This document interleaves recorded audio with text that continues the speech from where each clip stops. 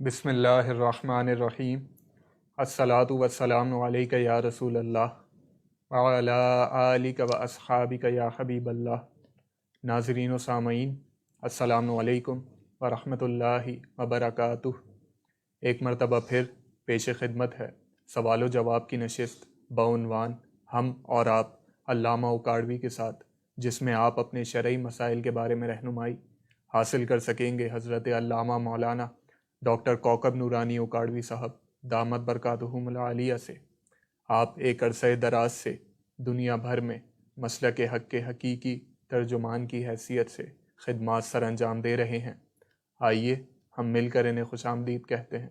السلام علیکم ورحمۃ اللہ وبرکاتہ۔ وعلیکم السلام، اور تمام ناظرین و سامعین کو بھی السلام علیکم ورحمۃ اللہ وبرکاتہ۔ آپ سب نے محبوب سبحانی سیدنا شیخ عبد القادر جیلانی سرکار غوث اعظم رضی اللہ تعالی عنہ کا یوم وصال سالانہ بڑی 11ویں شریف منایا ہوگا، اور یہ سلسلہ تو خیر روز ہی جاری رہتا ہے، لیکن خاص موقع تھا جامع مسجد گلزار حبیب میں 11ویں شب میں پروگرام ہوا، وہ بھی لائیو اسی پیج پر آپ نے دیکھا سنا ہوگا۔ بہت سے احباب بغداد شریف چلے گئے زیارت کے لیے، وہاں شامل ہوئے، ہمارے میڈیا ٹیم کے بھی، اور اس کے علاوہ جو لوگ گئے اللہ تعالیٰ ان کی حاضری بھی مقبول فرمائے، اور جو انہوں نے وہاں نیک دعائیں کی غوث پاک کے صدقے اور دیگر انبیاء و اولیاء جو وہاں آرام فرما ہیں ان کے صدقے قبول فرمائے۔ پاکستان میں بہت سے مسائل ایسے پیش آ رہے ہیں جن پر تشویش ہے، اجتماعی طور پر بھی انفرادی طور پر بھی زندگی مشکل بن رہی ہے۔ اسلام اور مسلمانوں کے گرد گھیراؤ تنگ کیا جا رہا ہے، گھیرا جو بھی ہے، مہنگائی بھی ہے، اور موجودہ حکومت جو کچھ کر رہی ہے یقیناً اس پر ہر ایک کو تشویش ہوگی۔ یہ حکمران کہلانے والے ملک کو اپنی جاگیر سمجھ لیتے ہیں، جبکہ پاکستان کا مقصد کیا، پاکستان کی بنیاد کیا؟ کلمہ شریف لا الہ الا اللہ محمد الرسول اللہ صلی اللہ علیہ وسلم، مگر اس کے خلاف بہت کچھ ہو رہا ہے۔ نہیں معلوم یہ کس کے آلائے کار ہیں، ان کے پیچھے کون ہے۔ ان تمام باتوں کو پیش نظر رکھیں، پھر اہل سنت کو باہم لڑوایا جا رہا ہے، علماء اور مشائخ کو متنازع بنایا جا رہا ہے، کچھ مصلحین مفسدین کے طور پر پیش کیے جا رہے ہیں۔ عجیب مخمصہ، یعنی عجیب الجھاؤ ہے، جھگڑا ہے، بہت زیادہ پریشان ہوں۔ آپ سب بھی دعائیں کریں، اور ہر شخص ذمہ داری کو محسوس کرے صدائے حق بلند کرنے کے لیے، اور غلط فیصلوں، غلط قوانین کے سامنے دیوار بننے کے لیے۔ یہ ہمارا ایمانی فریضہ بھی ہے، ہمیں اس وطن کی حفاظت کرنی ہے، اور یہاں دین کے خلاف جو کچھ ہو رہا ہے اس کے سامنے دیوار بننا ہے۔ یہ ہم سب کی ذمہ داری ہے، جہاں جس طرح ہو سکے۔ اللہ تعالی ہمیں توفیق دے۔ آج ایک شخصیت کو رہائی ملی ہے،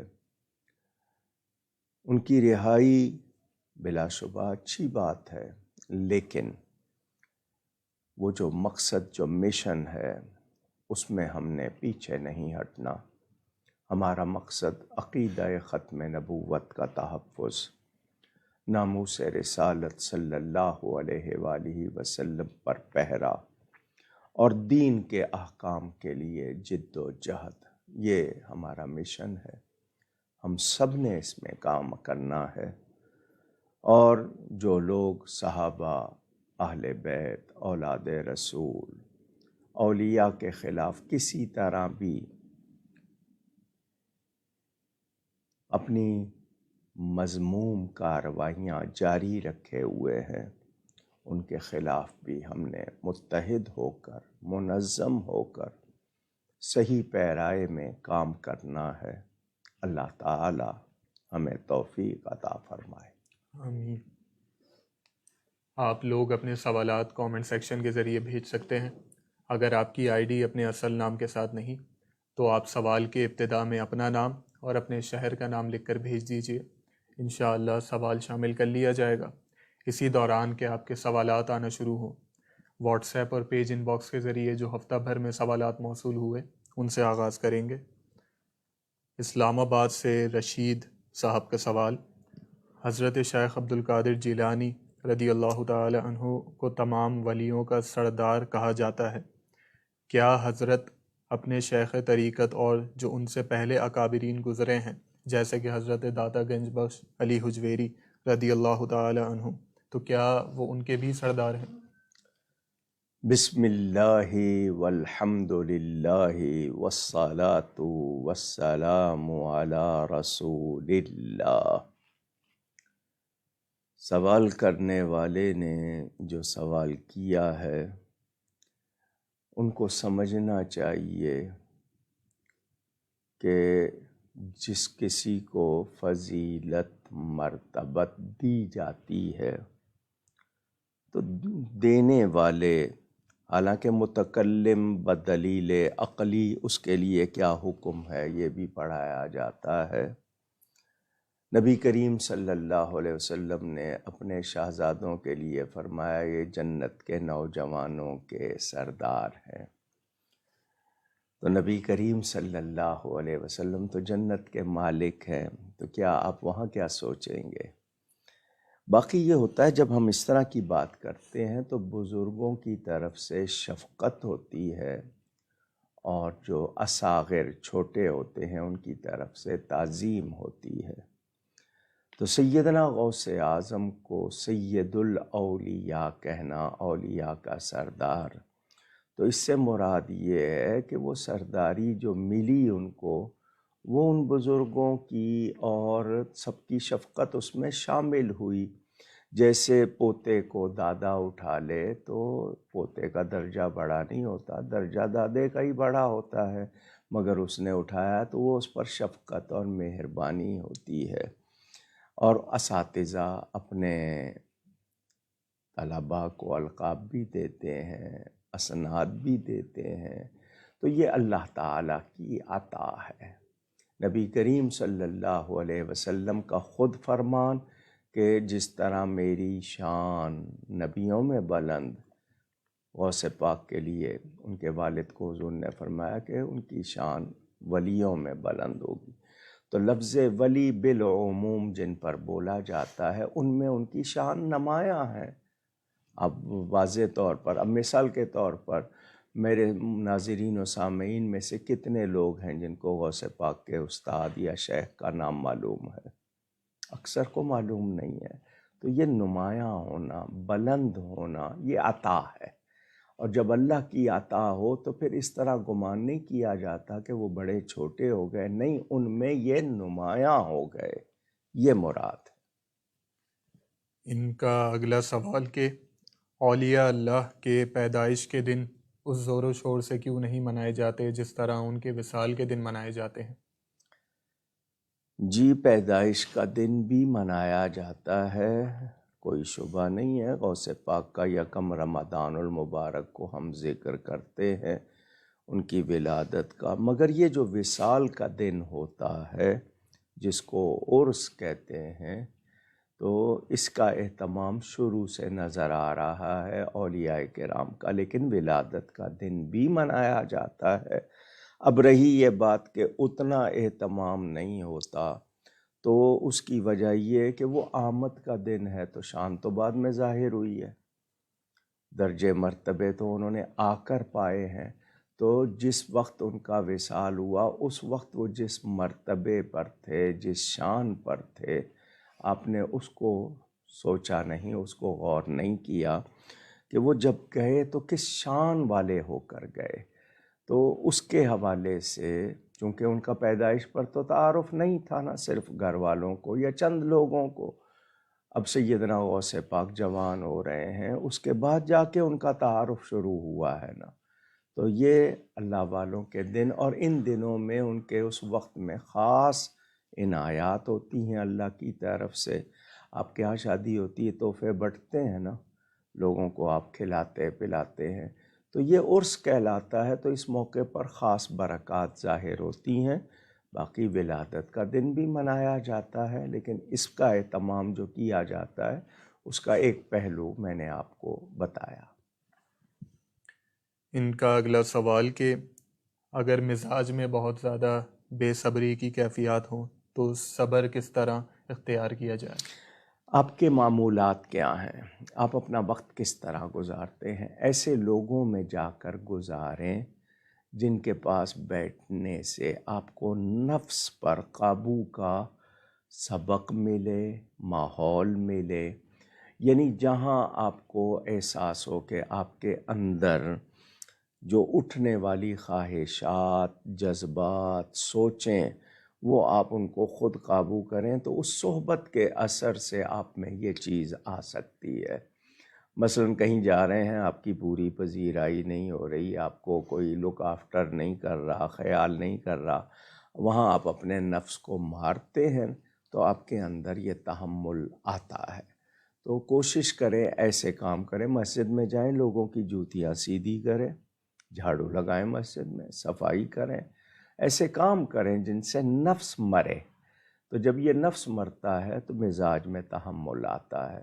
لیکن ہر وقت جہاں آپ کو پانی پہ خود بھی اٹھ کے نہ پینا پڑے، یا آپ کو صرف آرڈر چلانے والا ماحول ہو، تو پھر آپ کے اندر یہ چیز رہے گی اور بڑھے گی۔ تو کوشش کریں ایسے ماحول میں جائیں جہاں نفس کشی ہو، یعنی نفس کو مارا جائے، اور کثرت سے اللہ تعالیٰ کا ذکر کریں، استغفار کریں۔ اپنے معمولات پر جہاں دیکھیں کہ میرے اندر کہاں کہاں اکڑ ہے، کہاں میرے مزاج میں تیزی ہے، ان چیزوں پر قابو پائیں۔ وقاص بخاری صاحب کا سوال کہ سر پر وگ لگانے کی کیا شرعی حیثیت ہے؟ نقلی بال نہیں لگانے چاہیے۔ آج کل تو ٹیکنالوجی آ گئی ہے نا، آپ ہی کے بال وہ اگا دیتے ہیں۔ نقلی بال نہیں لگائیں، اگر آپ نے لگائے بھی ہیں تو ان کے ساتھ نماز نہ پڑھیے گا، اور جب مسح کرنا ہے تو ان کو ہٹانا ہوگا، اور اگر وہ کسی غلط چیز کے بنے ہوئے ہیں تو پھر بالکل بھی گنجائش نہیں ہے۔ محمد عبد الحفیظ صاحب کا سوال کہ اگر والدہ سیدہ ہوں تو کیا میں بھی سید کہلاؤں گا؟ ہمارے ہاں صرف یہ خصوصیت نبی کریم صلی اللہ علیہ وسلم کی ہے کہ ان کی اولاد بیٹی سے چلی ہے، باقی جتنے ہیں ان سب کا نسب باپ سے ہے۔ نبی کریم صلی اللہ علیہ وسلم نے حسنین کریمین کو اپنا بیٹا فرمایا ہے، یہ ان کی خصوصیت ہے کہ ان کی اولاد ان کی بیٹی سے۔ باقی اگر آپ کی والدہ سید ہے تو آپ کو شرف تو حاصل ہے، مگر آپ سید نہیں ہیں، کیونکہ آپ کے والد سے آپ کا نسب ہے۔ والد قریشی ہیں، ہاشمی ہیں، شیخ ہیں، جو بھی ہیں وہ آپ شمار ہوں گے، والدہ کی وجہ سے آپ سید شمار نہیں ہوں گے۔ احمد جٹ صاحب کا سوال کہ کیا کوئی ایسی کتاب موجود ہے جن میں خاص طور پر ان اولیاء کرام کا ذکر ہو جن کو درود شریف پڑھنے کی وجہ سے بلند مرتبہ حاصل ہوا؟ درود شریف پر میری معلومات کے مطابق عربی میں کوئی 150 سے زیادہ کتابیں ہیں۔ کشف الظنون میں کچھ آپ کو حوالے ملیں گے، اور آج کل گوگل پہ اگر آپ کہیں گے جی حضور صلی اللہ علیہ وسلم پر درود شریف کی کتابیں اردو میں بہت ہوں گی، لیکن میں عربی مستند کتابوں کی بات کر رہا ہوں، ان میں واقعات بھی لکھے ہیں۔ سعادت الدارین یہ امام نبہانی کی کتاب ہے، اردو ترجمہ ہو چکا ہے ضیاء القرآن پبلیکیشنز والوں کی طرف سے، اور پھر یہ دلائل الخیرات ہے، بشائر الخیرات ہے، اوائل الخیرات ہے، یہ سب درود شریف کی، ان میں کچھ واقعات بھی ہیں۔ القول البدیع امام سخاوی کی کتاب ہے، اس میں بھی بہت رشفت السعدی دیگر، تو ان کتابوں میں آپ کو واقعات بھی ملیں گے بہت سے بزرگوں کو۔ اور پھر سب سے بڑی بات، آپ کو واقعات کی تلاش کیوں ہے؟ رب تعالیٰ یہ وظیفہ فرماتا ہے، یہ وظیفہ ربانی ہے، ان اللہ و ملائکتہ یصلون علی النبی، اس سے بڑی اور آپ کو کیا چیز چاہیے کہ رب تعالیٰ وہ اپنے حبیب سے اتنا پیار کرتا ہے کہ ان پہ درود و سلام بھیجتا ہے۔ بہرحال واقعات میں نے آپ کو کچھ کتابوں کا حوالہ دیا، اگر آپ کے پاس اور کوئی کتاب نہیں تو آپ القول البدیع کا اردو ترجمہ بھی ہے امام سخاوی کی، اور سعادت الدارین امام نبہانی کی، ان دو کو ہی پڑھ لیجئے۔ ابن قیم کی بھی کتاب ہے اور بہت سی کتابیں ہیں، اردو میں بھی ہیں۔ عنایہ فاطمہ صاحبہ کا سوال کہ اگر پاؤں پر موچ آ جائے تو نماز اور وضو کا کیا حکم ہوگا؟ موچ آنے پر پاؤں دھونے سے منع نہیں کیا جاتا۔ اگر کوئی انہوں نے بام وغیرہ لگا کے پٹی کی ہوئی ہے اور اس حالت میں پانی لگانے سے منع ہے تو وہ مسح کر لیں گے، اور وہ پاؤں کی انگلیوں کی طرف سے نا یوں انگلیوں سے مسح کیا جاتا ہے تو وہ کر لیں گی اس صورت میں، جبکہ لازمی بات ہے دونوں پاؤں میں تو نہیں ہوگی، ایک پاؤں میں تو صرف اس وقت مجبوراً، ورنہ پٹی وغیرہ نہیں ہے تو موچ میں پانی لگانے سے منع نہیں کیا جاتا، صرف پاؤں زمین پہ رکھنا یا اس پہ زور دینا اس سے منع کیا جاتا ہے۔ اگر پٹی بندھی ہوئی ہے تو پھر آپ مسح کر لیں۔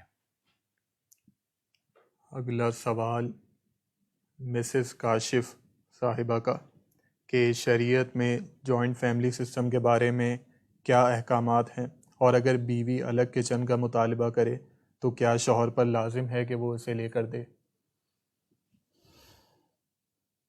مجھے سوال کرنے والی خاتون کو یہ کہنا ہے، آپ اپنے گھر میں بھی رہتی تھی، بہن بھائی بھی تھے، ہو سکتا ہے آپ کے دادا دادی وہ بھی ساتھ رہتے ہوں، اور اگر دادا کا گھر ہے تو اس میں ان کے دیگر بچے بھی رہتے ہوں۔ ایسے گھر سے آپ آئی ہیں، آپ آ کر الگ کیوں ہونا چاہتی ہیں؟ اگر آپ کو ایک کمرہ ایسا ملا ہے جس میں آپ بند کر کے بھی کمرے کو بیٹھ سکتی ہیں تو اتنا تو شوہر پر لازمی ہے کہ ایک کمرہ آپ کو ایسا ملے سسرال میں کہ آپ اگر اس کو بند کر کے بھی بیٹھنا چاہیں، یہ نہیں کہ مستقل بند رکھیں، کبھی بیٹھنا چاہیں تو آپ کو اتنی آزادی ہو کہ آپ اس کمرے کو بند بھی کر سکیں، اس سے زیادہ نہیں۔ باقی جتنے مطالبے ہیں آپ کے وہ کیوں ہیں، اس کی وجہ تو آپ پہچانیں۔ آپ اس کو شوہر کو چاہتی ہیں کہ نہیں جی وہ ماں باپ سے الگ ہو جائے، تو اگر اس گھر میں دیگر بچے موجود ہیں، کمانے والے بھی سنبھالنے والے بھی، تو اگر کوئی الگ گھر لے لیتا ہے، آسانی ہے، اس کو سہولت ہے، اس کی تنخواہ یا آمدنی میں گنجائش ہے، لے سکتی ہے، لیکن گنجائش نہیں ہے تو آپ کا مطالبہ غلط ہوگا۔ پھر وہ آپ اس کو کتنی چیزوں کا گناہ گار بنائیں گی اور خود بھی کتنی گناہ گار ہوں گی۔ شرعاً بہو پر ساس سسر کی خدمت فرض نہیں ہے، لازم نہیں ہے، مگر اخلاقاً ہے۔ آپ ان کو ماں باپ سمجھیں، ان کی خدمت کریں، کیوں بھاگتی ہیں اس چیز سے آپ؟ اگر یہی مطالبے ہیں تو پھر آپ ایسا کیجئے، کوئی ایسا شخص ڈھونڈ لیجئے جس کے رشتہ داری نہ ہو، نہ اس کی ماں زندہ ہو، نہ باپ زندہ ہو، نہ بھائی بہن ہو، ایسے لوگ یتیم خانے سے مل جائیں گے آپ کو۔ پھر آپ کیوں گھر والا ڈھونڈتے ہیں؟ گھرانہ بھی چیک کیا جاتا ہے شادی کے وقت، کیسے لوگ ہیں، پھر ان سے فرار کیوں؟ پھر آپ کو ہر موقع پر ان کی ضرورت بھی ہے. آپ کو ہمارے ہاں ایک نظام ہے، ہم اس میں رہتے ہیں. یہ ٹھیک ہے کہ اگر سہولت ہے تو آپ کا کچن الگ ہو سکتا ہے، نہیں ہے اور آپ اس پہ اڑ جائیں، یہ غلط ہوگا. میں نے پہلے کہا شرعاً آپ پر ساس سسر کی، سسرال کی خدمت فرض نہیں ہے مگر اخلاقاً ہے. اگر وہی ایک شخص ہے گھر کا کرتا دھرتا، باقی بہن بھائی چھوٹے ہیں، آپ اس کو الگ کر کے ماں باپ کا بھی گناہ گار کر رہی ہیں، بہن بھائیوں کا بھی گناہ گار کر رہی ہیں اور خود بھی ہو رہی ہے. آپ کے سگے بہن بھائی آپ کے ساتھ رہ رہے تھے، آپ کو کوئی مسئلہ نہیں تھا، تو آپ اس گھر کو بھی اپنا گھر سمجھیں. یہ ہمارے سمجھنے کی باتیں ہیں. ہاں، شوہر کے پاس گنجائش ہے، ماں باپ کو دیکھنے کے لیے دوسرے موجود ہیں تو وہ الگ گھر لیتا ہے، لے سکتا ہے، لیکن اس کے باوجود وہ ماں باپ کی خدمت سے بری و ذمہ نہیں ہوگا، بہن بھائیوں سے غافل نہیں ہوگا. جب تک ان کو ضرورت ہے، وہ بالغ نہیں ہوئے، کما نہیں رہے یا بہنوں کی شادیاں نہیں ہو گئیں. تو ہم لوگ اگر اس طرح کرنے لگیں گے تو وہ یورپ کا معاشرہ، مغرب کا معاشرہ، اس کی مثالیں ہمارے سامنے ہیں. وہاں کیا ہے؟ ڈپریشن. الگ رہتے ہیں، کتنی ذمہ داریاں آپ لیتی ہیں، آپ کو کہیں جانے آنے میں کتنے مسائل ہوتے ہیں. بھرے گھر میں رہیں، ہمیں 10 سہولتیں ہیں، اگر تکلیف ہے تو بانٹنے والے بھی ہیں، لیکن ہم نہیں سمجھتے. تو اخلاقی طور پر، ماحول کے طور پر، کلچر کے طور پر اس کو دیکھیں.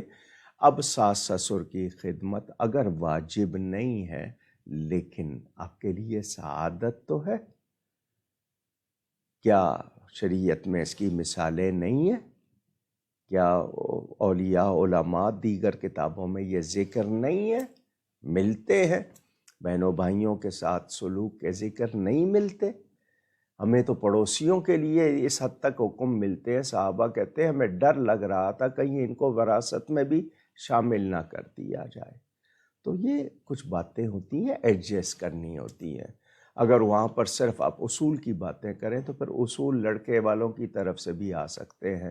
پھر آپ کیا کریں گی؟ پھر وہ احکام بھی آپ کو سننے ہوں گے، وہ آپ نہیں سنتی. تو یہ جو لبرلز نے آپ کے ذہنوں میں یا فریڈم آف وومنز فریڈم کے نعرے لگا کے عورت کو اشتہار بنایا، ننگا کیا ہے، کھلونا بنایا ہے. انہوں نے عورت کو عزت نہیں دی ہے، گھر سے نکال کر اس کے وقار کو ختم کیا ہے. تو آپ کچھ سوچئے اس حوالے سے. اگر محبت سے آپ کر رہی ہیں، آپ کو آگے آپ کی بہو ویسی ملے گی. وہ آپ کے ساتھ، آپ نہیں کر رہی ہیں، کل کو آپ کے ساتھ یہی ہوگا. اس وقت آپ پچھتائیں گی، کیا حاصل ہوگا. تو یہ محبت کے بھی کچھ تقاضے، اخلاق کے بھی کچھ تقاضے، ماحول کے بھی کچھ تقاضے، ہماری تہذیب اور معاشرت کے بھی کچھ تقاضے ہیں، ان کو بھی پیش نظر رکھیں. انڈیا سے عبد القادر کھتری صاحب کا سوال کہ گورنمنٹ سے لون لینے کے کیا احکامات ہیں؟ جی، لون، قرض لینا جائز، قرض دینا جائز، بلکہ بھیک دینے سے قرض دینے کا ثواب زیادہ. کیونکہ بھیک تو کوئی بھی مانگ لے گا، قرض صرف وہی مانگے گا جو ضرورت مند. لیکن یہ اصل بات ہے. آج کل لوگ کیا کر رہے ہیں، میں اس پہ نہیں جا رہا، میں صرف بات کر رہا ہوں اصول کی. اب لوگ خام خواہ قرض لے لیں، ضرورت نہیں ہے، صرف سہولت کے لیے لے لیں. تو قرض لینا اور دینا تو منع نہیں ہے، لیکن اس کے ساتھ شرائط لگانا یا اس میں سود کا عنصر شامل ہونا، وہ اس چیز کو جائز نہیں رہنے دے گا. تو قرض ملے بغیر سود کے ضرور لیجئے، اور ضرورت پر لیجئے، صرف سہولت کے لیے نہ لیجئے. کم میں گزارا کر لیجئے، گناہ سے بچیے. کیونکہ قرض لیتے وقت ضرورت ہے، بعد میں ادا نہیں ہوا تو قرض تو شہید کو معاف نہیں ہوتا ہے. تو ہمیں صرف سخت ضرورت پر قرض لینا چاہیے، وہ بھی بغیر سود کے، جس کو ربا، انٹرسٹ، مارک اپ، مختلف نام دیے گئے ہیں. ربا عربی میں سود کہتے ہیں نا، خوشی کو جو فائدہ حاصل ہو تو اس سے آپ کو فائدہ ہو رہا ہے تو آپ اس کو سود کہتے ہیں. یہ فارسی کا لفظ ہے. تو جو بڑھوتری یعنی آپ کی رقم پر اس کو کچھ دینا پڑے بغیر معاوضے کے، وہ سود بنا دیتا ہے اس کو. تو ضرورت ہو تو قرض لینا منع نہیں ہے، سود کی گنجائش نہیں ہوگی. اگر اس پر گورنمنٹ سود لیتی ہے تو وہ گورنمنٹ بھی گناہ گار ہے، لینے دینے والے، لکھنے والے سب. اور جن باتوں پر قرآن میں سخت احکام ہیں، یعنی اس کے 70 جو ہے نا وہ عذاب ہیں، ان میں سے سب سے بڑا 70 گناہ اس کے، اور سب سے بڑا گناہ یہ کہ جیسے کوئی اپنی ماں کے ساتھ برائی کرے. اس حد تک یہ بری چیز ہے. تو کوشش کریں قرض اگر کسی سے لے رہے ہیں تو ایسا لیں کہ اس پہ سود نہ ہو. اگلا سوال مراد آباد انڈیا سے محمد ارمان صاحب کا، کہ ہمارے گاؤں میں فجر کی اذان کے بعد قربانی کی جاتی ہے بقرعید کے دن، تو کیا یہ طریقہ درست ہے؟ اور ان کا دوسرا سوال کہ گورنمنٹ کی طرف سے صرف ایک قربانی کی اجازت ہے، لیکن اگر کوئی اس حکم کے خلاف جا کر ایک سے زیادہ قربانی کرے تو کیا شرعی حکم ہوگا؟ یہ جس ملک میں ہیں وہاں کے علماء کو اصل بات معلوم ہوگی. مجھے جتنا آپ سوال بتا رہے ہیں اتنی بات معلوم. آپ بہتر ہوگا کہ وہاں مقامی عالم سے پوچھیں، کیونکہ اس کو اصل بات معلوم ہوگی، وہ صحیح جواب دے سکے گا. جہاں تک بات ہے فجر کے بعد قربانی، اگر وہاں پر وہ شہر کے حکم میں ہے اور کسی جگہ عید ہو گئی ہے تو فجر کے بعد قربانی، وہ عید کی نماز کہیں ہو گئی ہے اس کے بعد قربانی ہو سکتی ہے. لیکن گاؤں ہے تو اس میں ایسا نہیں ہوگا، اس میں نماز پڑھ کے ہی قربانی ہوگی. باقی رہی یہ بات کہ گورنمنٹ نے کیوں پابندی لگائی ہے، اس کے پیچھے کیا بات ہے، اور شریعت کے حکم کے مطابق تو وہ نئی بات ہے. تو مجھے نہیں معلوم آپ انڈیا میں کس گاؤں میں ہیں، وہاں کوئی صحیح عالم ہوں تو وہی آپ کو صحیح بتائیں گے. جب تک مجھے پوری بات معلوم نہ ہو میں ایسے کہوں. ہاں اگر انہوں نے کوئی پابندی ایسی لگائی ہے جس پر مسلمان علماء بھی متفق ہوئے ہیں تو پھر ٹھیک ہے، ورنہ شرعاً آپ پر کوئی قید نہیں ہے. آپ ایک نہیں 100 قربانیاں کریں. حضور صلی اللہ علیہ وسلم نے 100 قربانیاں کی، 63 اپنے ہاتھ سے ذبح کی، باقی سیدنا علی کرم اللہ تعالی وجہ الکریم نے ذبح فرمائیں. تو کیا وجہ ہے، کیوں رکاوٹ ہے، یہ میں نے آپ سے کہا نا، وہاں کے مقامی جو ہیں وہ پہلے واضح کریں تو پھر صحیح جواب ہوگا. حیدرآباد سے فاطمہ صاحبہ کا سوال کہ اگر کسی لڑکی پر اس کے رشتہ داروں کی جانب سے جھوٹی تہمت لگائی گئی ہو اور اس کے وراثت کا حصہ بھی نہ دیا گیا ہو اور قبضہ کر لیا گیا ہو، تو اب ایسی صورت میں افضل کیا ہے کہ وہ صبر کرے یا پھر ان سے لڑے؟ سچی تہمت بھی ہوتی ہے، کہہ رہے ہیں نا جھوٹی تہمت لگائی، تو تہمت کہتے ہی اس کو ہیں، سچی تہمت تو ہوتی نہیں ہے. بہرحال کسی پاکیزہ عورت، پارسا عورت پر بدکاری کا الزام لگانا بغیر تحقیق کے، ایک روایت میں 40 سال اور ایک میں 100 سال کی عبادت ضائع کر دیتا ہے. ہمارا دین بہت واضح ہے، لوگ نہیں جانتے یا غلط استعمال کرتے ہیں تو وہ مجرم ہیں. ہمارے ہاں رواج، ارے میں جانتا ہوں ان کو، ارے یوں وہاں، آپ جانتے ہیں نہیں اور کہہ دیتے ہیں. آپ کو نہیں پتہ آپ کتنے مجرم بن جاتے ہیں. کوئی اگر آپ کے سامنے کہو اللہ بہتر جانتا ہے، مجھے نہیں معلوم، لیکن آپ بھی ہاں میں ہاں ملائیں. کچھ تو ہوتی ہے نا، شہرت ہوتی ہے جو مثلاً جو اس پیشے سے وابستہ ہیں یا ایسے پیشے سے وابستہ ہیں جہاں شرم و حیا نہیں ہے، وہ تو رہی ایک طرف. لیکن پارسا عورت پر الزام لگانا، خاص طور پر بدکاری کا، بہت شدید بات ہے. سورہ نور پڑھیے. دوسری بات یہ ہے کہ آپ کا شرعی حق ہے، آپ اس کو لینے کے لیے آپ پوری طرح محنت کریں. جو جائز طریقہ، قانونی طریقہ، اخلاقی طریقہ ضرور اختیار کریں. اس کے بعد بھی نہیں ملتا تو پھر آپ دعا کریں، صبر کریں، لیکن آپ کوشش ہی نہ کریں، وہ غلط ہوگا. لیکن کوشش ایسی نہ ہو جو غلط ہو. جائز طریقوں کے مطابق پوری کوشش کریں، وہ آپ کا حق ہے. آپ کو لینے کے لیے محنت کرنی ہوگی، کیونکہ حق ہی ایسی بات ہے جو نہیں دیا جاتا۔ کہتے ہیں باقی سب کو جہاں حق مانگو وہاں لڑائی ہو جاتی ہے، بہن بھائیوں کے ہی مقدمے ہیں، زیادہ تر رشتہ داروں کے ہی مقدمے ہیں عدالتوں میں، ایک دوسرے کا حق روکا ہوا ہے یا مارا ہوا ہے یا دے نہیں رہے، تو جو جائز طریقہ ہے ضرور اختیار کرے۔ اس کے بعد بھی نہیں ملتا ہے تو پھر آپ صبر کریں، اللہ تعالیٰ ان کی پکڑ کرے گا اور آپ کو آپ کے صبر کا اجر عطا ہوگا انشاءاللہ۔ انشاءاللہ۔ محمد آصف صاحب کا سوال کہ داڑھی پر خضاب لگانے کے بارے میں کیا شرعی احکامات ہیں؟ خضاب کا مطلب کلر کرنا، رنگ بدلنا، مکمل سیاہ جس کو بالکل کہتے ہیں نا خالص سیاہ رنگ کرنا، اس میں اختلاف ہے۔ اس کے علاوہ کوئی بھی رنگ آپ کریں منع نہیں ہے۔ عورت کے لیے تو کوئی بھی بات نہیں ہے، مرد کے لیے خاص طور پر بالکل سیاہ، سیاہی مائل ہو، سیاہی مائل لکس لائک بلیک، وہ بھی ٹھیک ہے، لیکن جس کو کہتے ہیں نا جیٹ بلیک وہ نہ کرے۔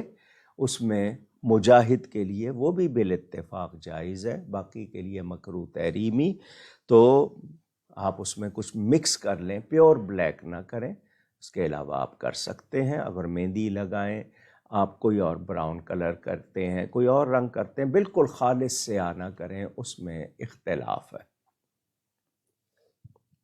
علی مزید رضا تفصیل پڑھنی ہو میرے والد صاحب کی کتاب مسئلہ سیاہ خضاب پڑھ لیجئے گا۔ علی رضا صاحب کا سوال، اور اسی طرح کا سوال رشید صاحب نے بھی کیا اسلام آباد سے، کہ غوث پاک سے بیعت کرنے کا طریقہ بتا دیجیے۔ قادری سلسلہ، ہمارے ہاں لوگ انگلش میں لکھتے ہیں QADRI، قدری بنتا ہے، قادری، دال کے نیچے بھی زیر ہے، تو اگر اسپیلنگ کرنی ہے تو QAADIRI، قادری۔ اسی طرح صابری، لوگ صبری لکھ لیتے ہیں جب وہ پڑھا جاتا ہے۔ تو قادری سلسلے میں جو بھی بیعت ہوگا وہ غوث پاک ہی سے بیعت ہوگا، بلکہ میں کہتا ہوں کسی سلسلے میں بھی بیعت ہوں، سب کے ولی سب غوث پاک کو مانتے ہیں، وہ انہی کا مرید ہوگا، اور کسی اور کا مرید ہونے کا مطلب نقشبندی کا یہ مطلب نہیں کہ وہ غوث پاک کے معاملے میں نہیں ہے یا غوث پاک کو نہیں مانتا، ایسی بات نہیں ہوگی۔ بہرحال قادری سلسلہ جو ہے اس میں جو جس کا سلسلہ متصل کا مطلب ملا ہوا، تو جو بھی ہوگا اس کے بارے میں یہی کہا جائے گا کہ وہ، اور بلکہ کہ بیعت کرتے وقت کہتے بھی ہیں کہ آپ کا ہاتھ غوث پاک کے ہاتھ میں دیا، یا آپ ان سے بیعت کر رہے ہیں تو دوسرا شخص جو ہے وہ واسطہ بن رہا ہے آپ کے اور غوث پاک کے درمیان، تو اس طرح۔ اور اگر آپ کے نزدیک کوئی آپ کو کامل نہیں مل رہا، آپ کی سچی عقیدت غوث پاک سے ہے، تو آپ انہی کے مرید ہیں۔ ام شہباز صاحبہ کا سوال کہ اشراق کی نیت کیسے کی جاتی ہے اور وقت کی جگہ کیا بولا جائے گا، اور اگر کوئی سخت گہری نیند میں ہو تو کیا اسے اشراق کی نماز کے لیے جگانا درست ہے؟ جی، فرض نماز کے لیے جگانا، اگر اس نے کہا ہے کہ مجھے جگائیں تو نفل نماز ہے، اس نے کہا ہے جگائیں، یا اس کی عادت ہے اور بعد میں وہ خفا ہوگا تو آپ اس کو جگا سکتے ہیں۔ باقی نیت اصل میں دل کے پکے ارادے کا نام ہے۔ آپ اشراق کی نیت سے کھڑے ہوئے ہیں نفل پڑھنے تو اللہ کو معلوم ہے، اور آپ کا ارادہ زبان سے نہ بھی کہا کوئی حرج نہیں، کیونکہ ارادہ وہی ہے۔ مثلا آپ سحری کھا رہے ہیں تو روزے کی نیت سے کھا رہے ہیں، آپ نے لفظ نہیں بھی کہے کوئی بات نہیں، لیکن زبان سے کہنا اچھی بات ہے، پسندیدہ ہے، تو آپ اس میں اردو میں اگر کہہ رہے ہیں تو آپ اس کو، میں 4 رکعت نماز اشراق کی ہی پڑھ رہا ہوں، اس کا نام لے لیں آپ، جس طرح آپ کہتے ہیں ظہر کی سنتیں یا عصر کی، اسی طرح آپ اس کا نام لے لیں، کوئی اور مسئلہ نہیں، ورنہ آپ کی نیت کافی ہے۔ عالیہ فاروق صاحبہ کا سوال کہ یا ایہا الذین آمنو کا ورد کرنے کے لیے کیا اجازت کی ضرورت ہے؟ میرے شوہر ہر وقت پڑھتے رہتے ہیں۔ مجھے نہیں معلوم کہ یہ کس نے ان کو تعلیم کیا ہے، انہوں نے اگر صرف یا ایہا الذین آمنو کا ورد کیوں کر رہے ہیں، وہ کسی نے اگر کہا ہے تو وہ بہتر جانتے ہیں. میں نے نہ پہلی بار سن رہا ہوں کہ ان الفاظ کا بھی ورد کیا جاتا ہے. تو اس کا معنی تو اے ایمان والو، یہ مان اس کا ورد کیوں کر رہے ہیں، وہ کیا وجہ ہے؟ تو یہ اللہ تعالیٰ نے فرمایا ہے. اگر کہیں اس کا ورد ان کو کسی نے تعلیم کیا ہے تو انہوں نے بتایا ہوگا وہ اس کے طریقے پر، ورنہ جو ورد کرنے والے ہیں وہ کریں.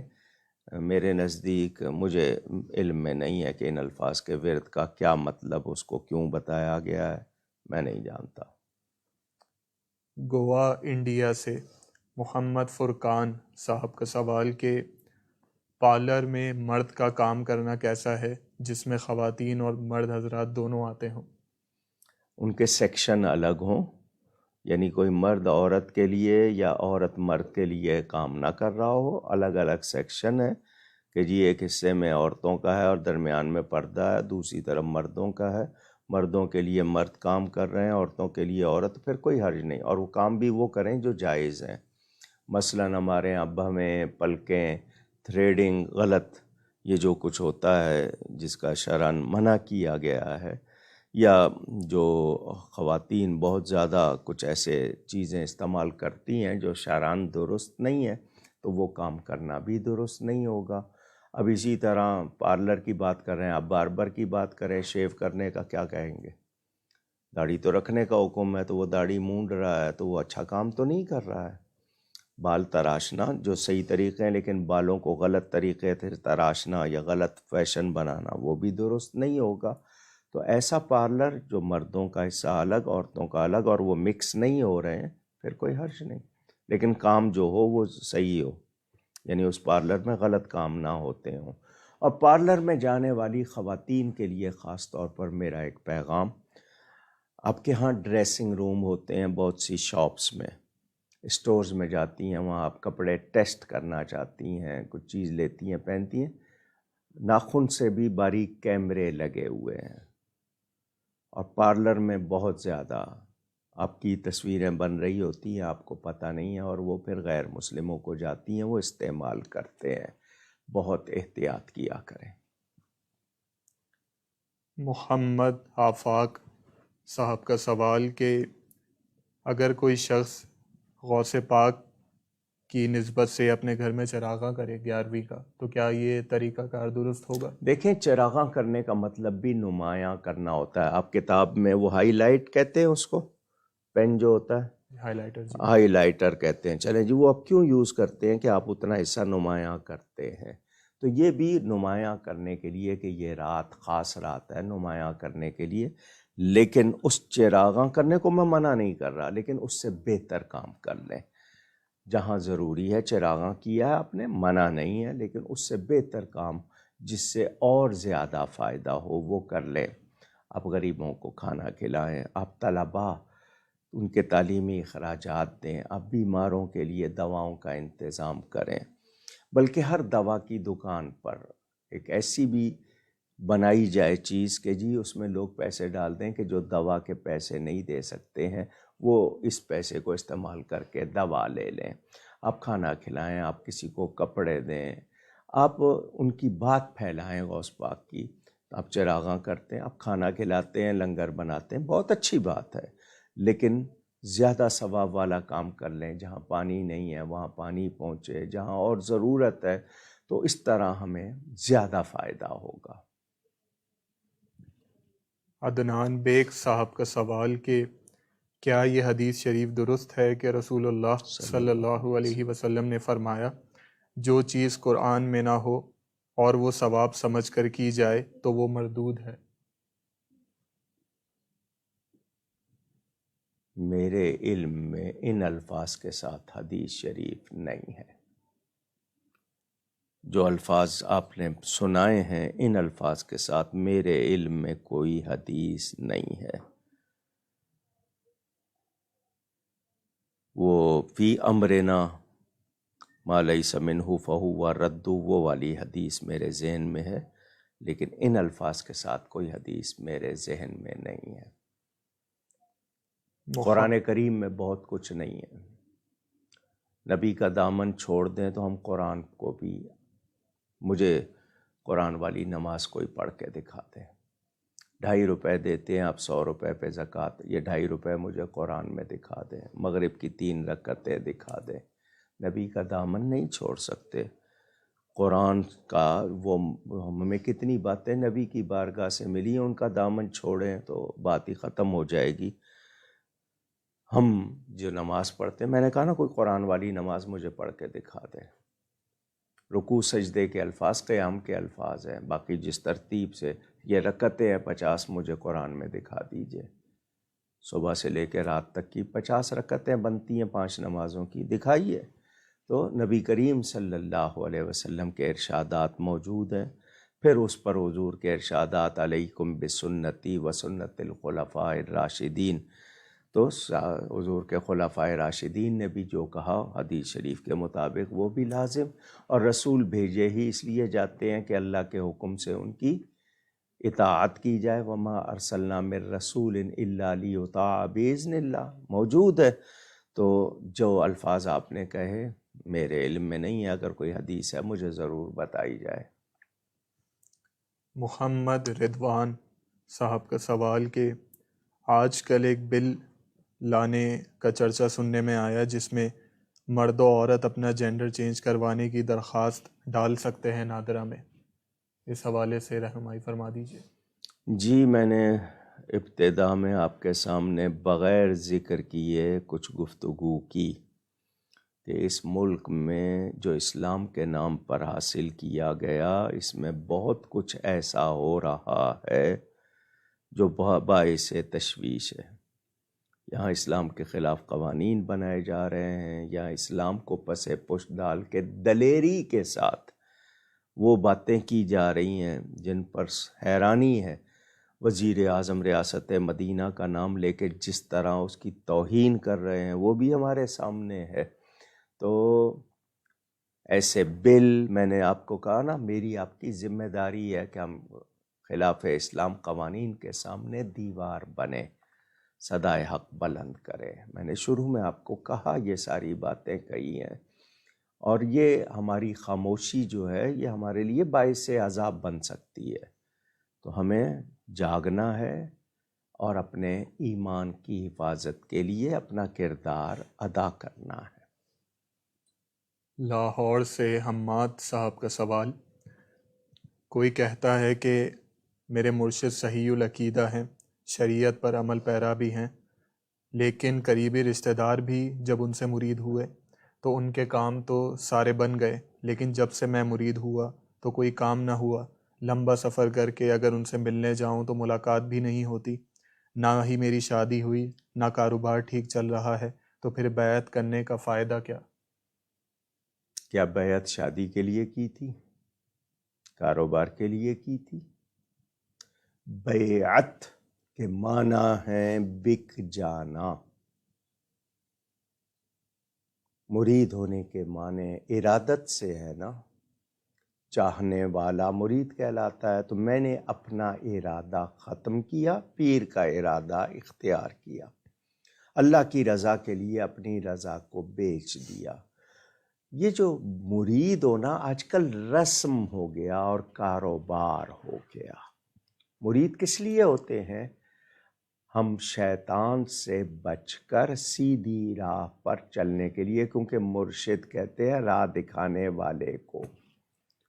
آپ ہیں مرشد اور وہ ہے مرشد، وہ راہ دکھانے والا، آپ راہ دیکھنے والے، صحیح راہ پہ چلنے کے لیے شیطان سے بچ کر۔ اس کا مطلب یہ نہیں کہ آپ کی شادی ہو، پیر صاحب جو ہے وہ آپ کے کاروبار کو چمکائیں، یہ تو نہیں ہوتا۔ اور پھر پیر جس طرح کے آج کل ہیں ویسے ہی ان کے مرید ہیں، اور جیسے مرید ہیں ویسے ان کے پیر ہیں۔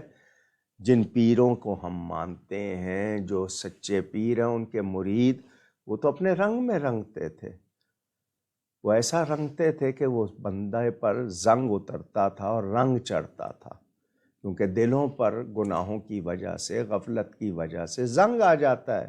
تو اللہ والوں کی صحبت میں بیٹھ کے ان کی صحبت پا کر وہ زنگ اتر کے اللہ کا رنگ چڑھتا تھا۔ مقصد کیا تھا؟ گمراہی سے، بے دینی سے، الحاد سے، بدعقیدگی سے، شر سے بچنا۔ تو اگر آپ نے اپنے مفادات کے لیے بیعت کی تھی تو پھر آپ نے تو سودا کیا تھا، پھر پیر صاحب بھی سوداگر کہلائے۔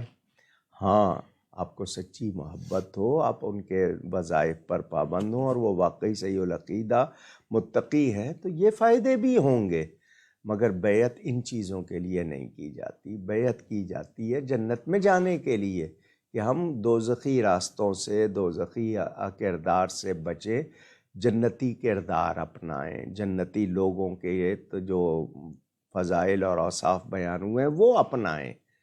تو ذہن میں رہے، بہرحال اللہ تعالیٰ، اگر آپ کی یہی باتیں لوں تو پھر تو آپ بہت سی باتیں کہ جی میری فلاں دعا قبول نہیں ہوئی تو میرا فلاں کام نہیں ہوا، تو آپ اللہ کے لیے بھی کچھ کہہ دیں گے اسی طرح، معاذ اللہ۔ تو جو سچا پیر ہے، شریعت و سنت کا پابند ہے، مومن اور متقی ہے، تو بیعت نسبت اگر اس کا سلسلہ بھی متصل ہوگا تو آپ کو فیضان ملے گا۔ لیکن دنیا کے لیے یہ مریدی نہیں ہوتی ہے، مریدی ہوتی ہے، بیعت اس لیے ہوتی ہے کہ شیطان سے بچے۔ زین العابدین صاحب کا سوال کہ کزن کی بیٹی سے کیا نکاح جائز ہے؟ کزن سے جب نکاح جائز ہے تو اس کی بیٹی سے بھی جائز ہے۔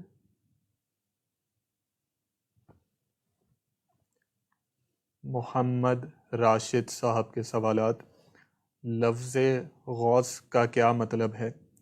اور شیء للہ یا عبد القادر، اس کا کہنے کا کیا مطلب اور اس کو کہنے کا کیا شرعی حکم ہے؟ میں نے ابھی شروع میں کہا، میں نے تقریر کی تھی 11ویں شب میں، اسی پیج پر وہ لائیو دکھائی بھی گئی، آپ نے شاید نہیں سنی، اور اس بات کو ہر سال دہرایا بھی جاتا ہے۔ لفظ غوث کے معنی ہے فریاد رس۔ یہ فریاد رس فارسی کے لفظ ہے۔ آپ کی کوئی تکلیف ہے، آپ نے ان کے بیان کی ہے، وہ آپ کے لیے آسانی کریں، آپ کی فریاد سنیں اور اس کو حل کریں۔ آپ کہیں گے کہ یہ کام تو اللہ تعالیٰ کا ہے، تو اللہ تعالیٰ نے بندوں کو بھی بہت سی صلاحیتیں دی ہیں۔ آپ کسی کے پاس جاتے ہیں، میری مشکلیں دور کر دیں، آپ کی عدالتوں میں وکیل استغاثہ ہوتا ہے۔ لفظ استغاثہ پہ ذرا زور دے کے کہہ رہا ہوں، غور کیجئے گا۔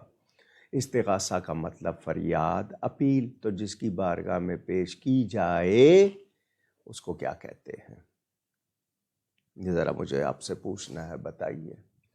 اور حدیث میں ہے یا عباد اللہ اغیثونی، اے اللہ کے بندوں میری فریاد سنو اور مدد کرو۔ بتایا گیا ہے شیئن للہ، اللہ کے لیے کچھ دو۔ ہر فقیر کہتا ہے اللہ کے لیے کچھ دو، تو فتویٰ لگائیے نا اس پہ۔ تھانوی صاحب اپنے پیر صاحب کو خط لکھ رہے ہیں، یا سیدی للہ شیئن انہو، اللہ کے لیے مجھے کچھ دیجئے۔ تو مسئلہ کیا ہے؟ اللہ تعالی ذاتی طور پر، حقیقی طور پر خود سے کرنے والا ہے۔ اللہ کے بندے اللہ کی عطا سے، اس کی اجازت سے، اس کی مہربانی سے کرتے ہیں، اور یہ چیز ایسی نہیں ہے جس پر آپ کوئی اعتراض کر سکے۔ ہمیں حکم دیا نیکی اور بھلائی کے کاموں میں ایک دوسرے کی مدد کرو، تو اگر بندے مدد ہی نہیں کر سکتے تو حکم کیوں دیا گیا ہے؟ حدیث شریف ہے جب تک بندہ بندے کی مدد میں لگا رہتا ہے اللہ اس بندے کی مدد کرتا رہتا ہے۔ ہمیں بار بار یہ کہا گیا۔ تو اس موضوع پر گھنٹوں کی تقریریں بھی ہیں، کتابیں بھی ہیں۔ تو لفظ غوث کے معنی اللہ کی عطا سے ولیوں کا ایک درجہ ہے، جب وہ اس درجے پہ پہنچتے ہیں اللہ تعالیٰ کی عطا سے وہ دوسروں کی مشکلیں حل کرتے ہیں، آسان کرتے ہیں رب کی دی ہوئی طاقت سے، کیونکہ اللہ فرماتا ہے جو میرا پیارا بن جاتا ہے اس کے ہاتھ میں بن جاتا ہوں، اس کے کان، اس کی آنکھ میں بن جاتا ہوں۔ بندہ بندہ ہی رہتا ہے لیکن اس میں اللہ کے جلوے، اللہ کی قوت آتی ہے، وہ اس سے مدد کرتا ہے لوگوں کی، ورنہ پھر کسی سے بھی مدد مانگنے کی گنجائش نہیں۔ آپ کے یہاں ایک انجینئر ہے، ایک ہیلپر ہے، تو ہیلپر کا مطلب کیا ہے؟ مددگار۔ آپ کی پولیس نے محکمہ بنایا ہوا ہے 15 مددگار، تو پھر کہاں جائیے گا آپ؟ بات کو سمجھیں۔ اگر یہ سمجھیں کہ یہ بندہ خود سے کرتا ہے، یہ عقیدہ نہیں ہو سکتا۔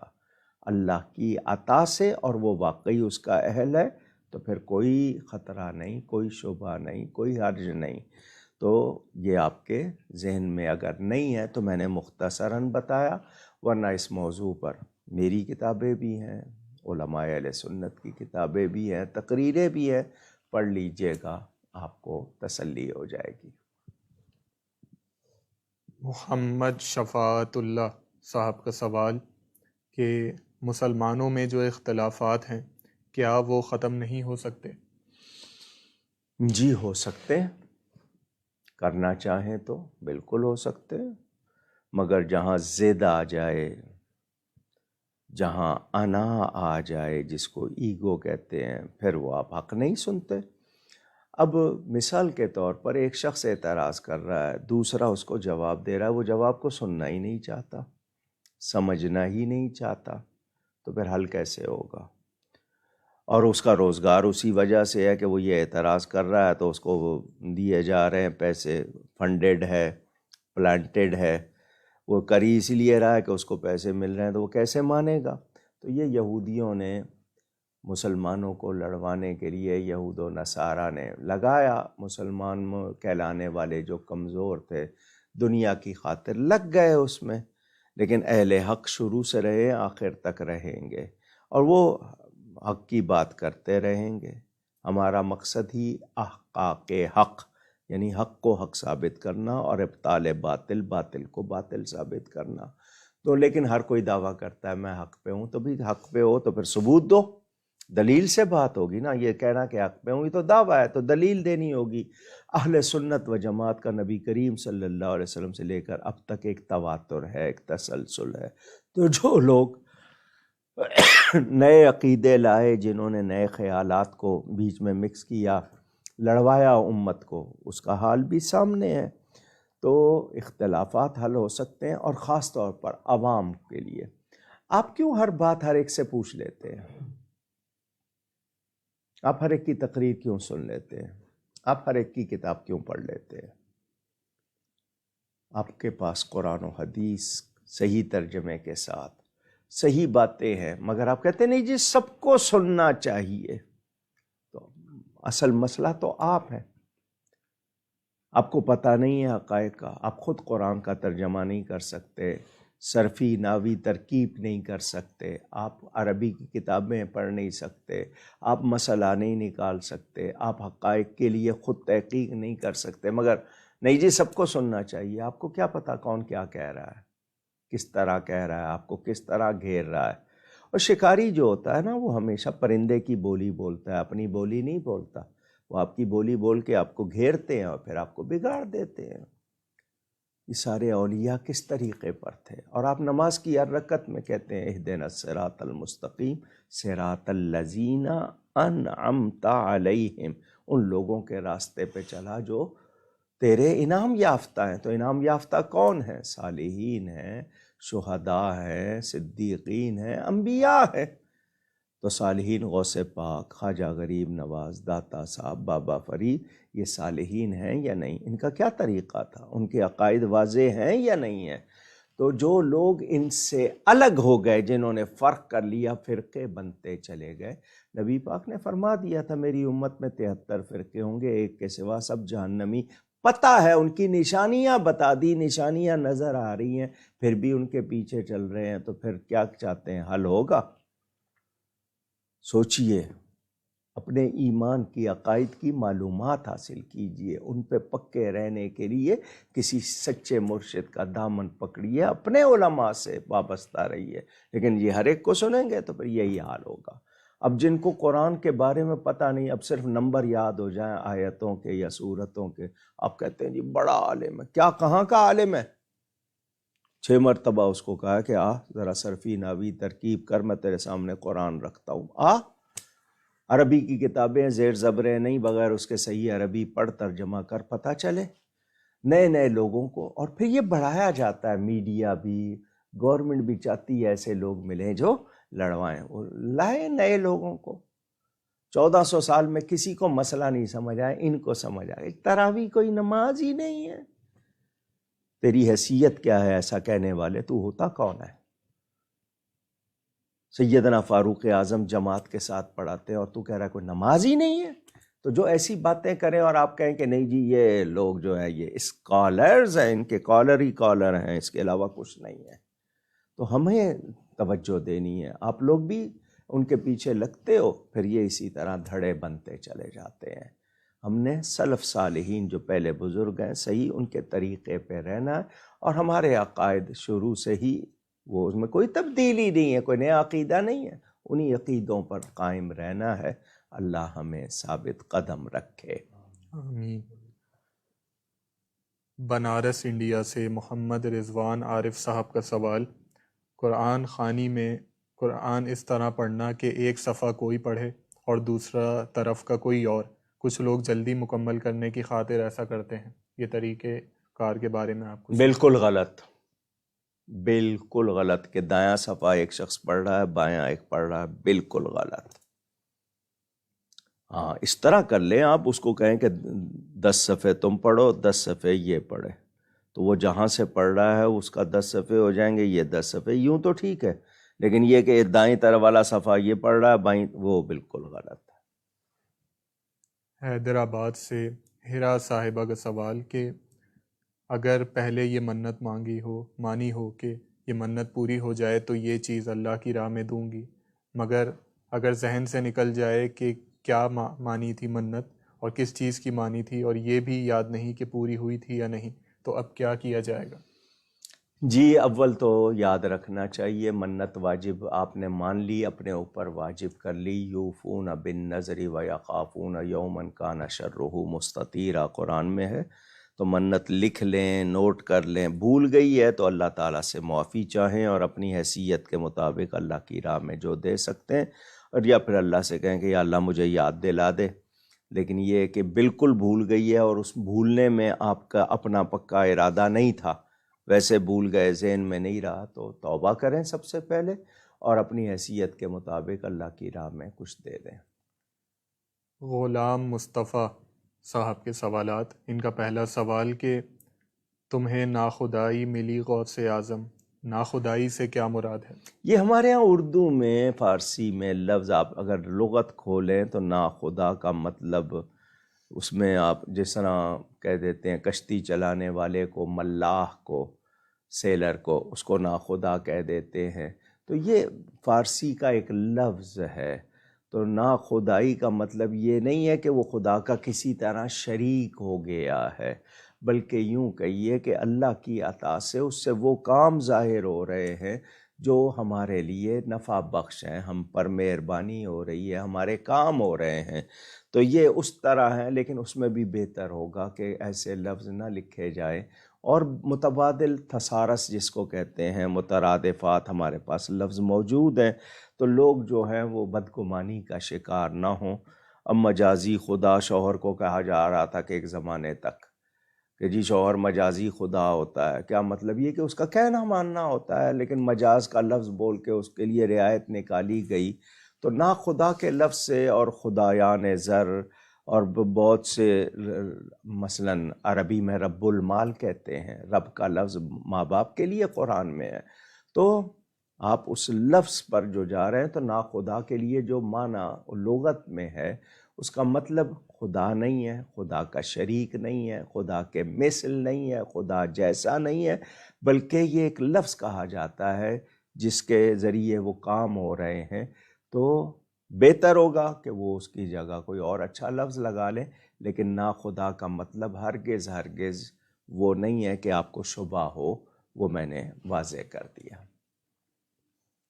ان کا اگلا سوال کہ غوث پاک کے ایصال ثواب کی نیت سے 11 روزے رکھنے کی نیت کی، لیکن انہی روزوں کے دوران میرا روزے کی افطار کا وقت 15 منٹ تاخیر سے ہوا کہ اس میں مجھ سے کوتاہی ہو گئی، تو اب کیا روزے کی صحت پر کوئی اثر آئے؟ کوئی اثر نہیں پڑا. اگر آپ نے جان بوجھ کر کیا ہے تو اور بات ہے.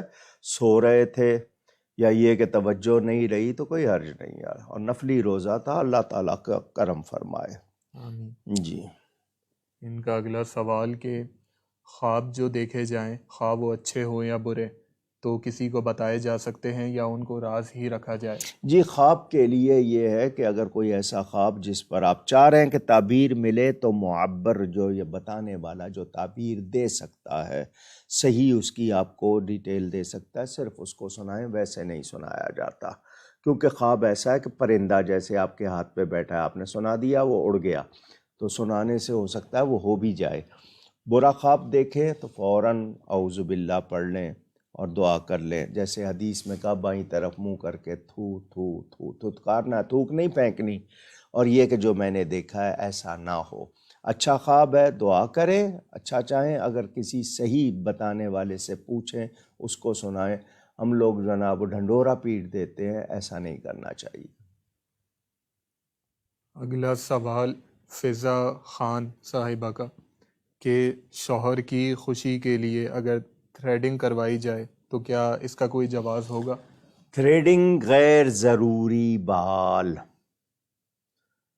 اکھڑوانا، بال اکھڑوانا غیر ضروری بال، عورت کے چہرے پہ بال آ گئے ہیں، چین پہ آ گئے، کہیں آ گئے، غیر ضروری بال، لیکن یہ کہ آپ بھمیں پلکیں، یہ نہیں۔ اپنے ویسے بال آپ کٹوا رہی ہیں، بوائے کٹ ہو رہا ہے، شباہت بدل رہی ہے، اس کی اجازت نہیں ہے۔ ہاں اگر شوہر اس کے باوجود زبردستی کرے تو اس کو کہہ دیں تم گناہگار ہوگے، آپ مجبور ہو کر رہی ہیں، لیکن دل سے برا سمجھیں اور انجوائے کریں گی، خود بھی پسند کریں گی تو اس گناہ میں خود بھی شامل ہو جائیں گی۔ یہ آپ کو مختصر جواب۔ غیر ضروری بال بالکل ہٹائے جا سکتے ہیں۔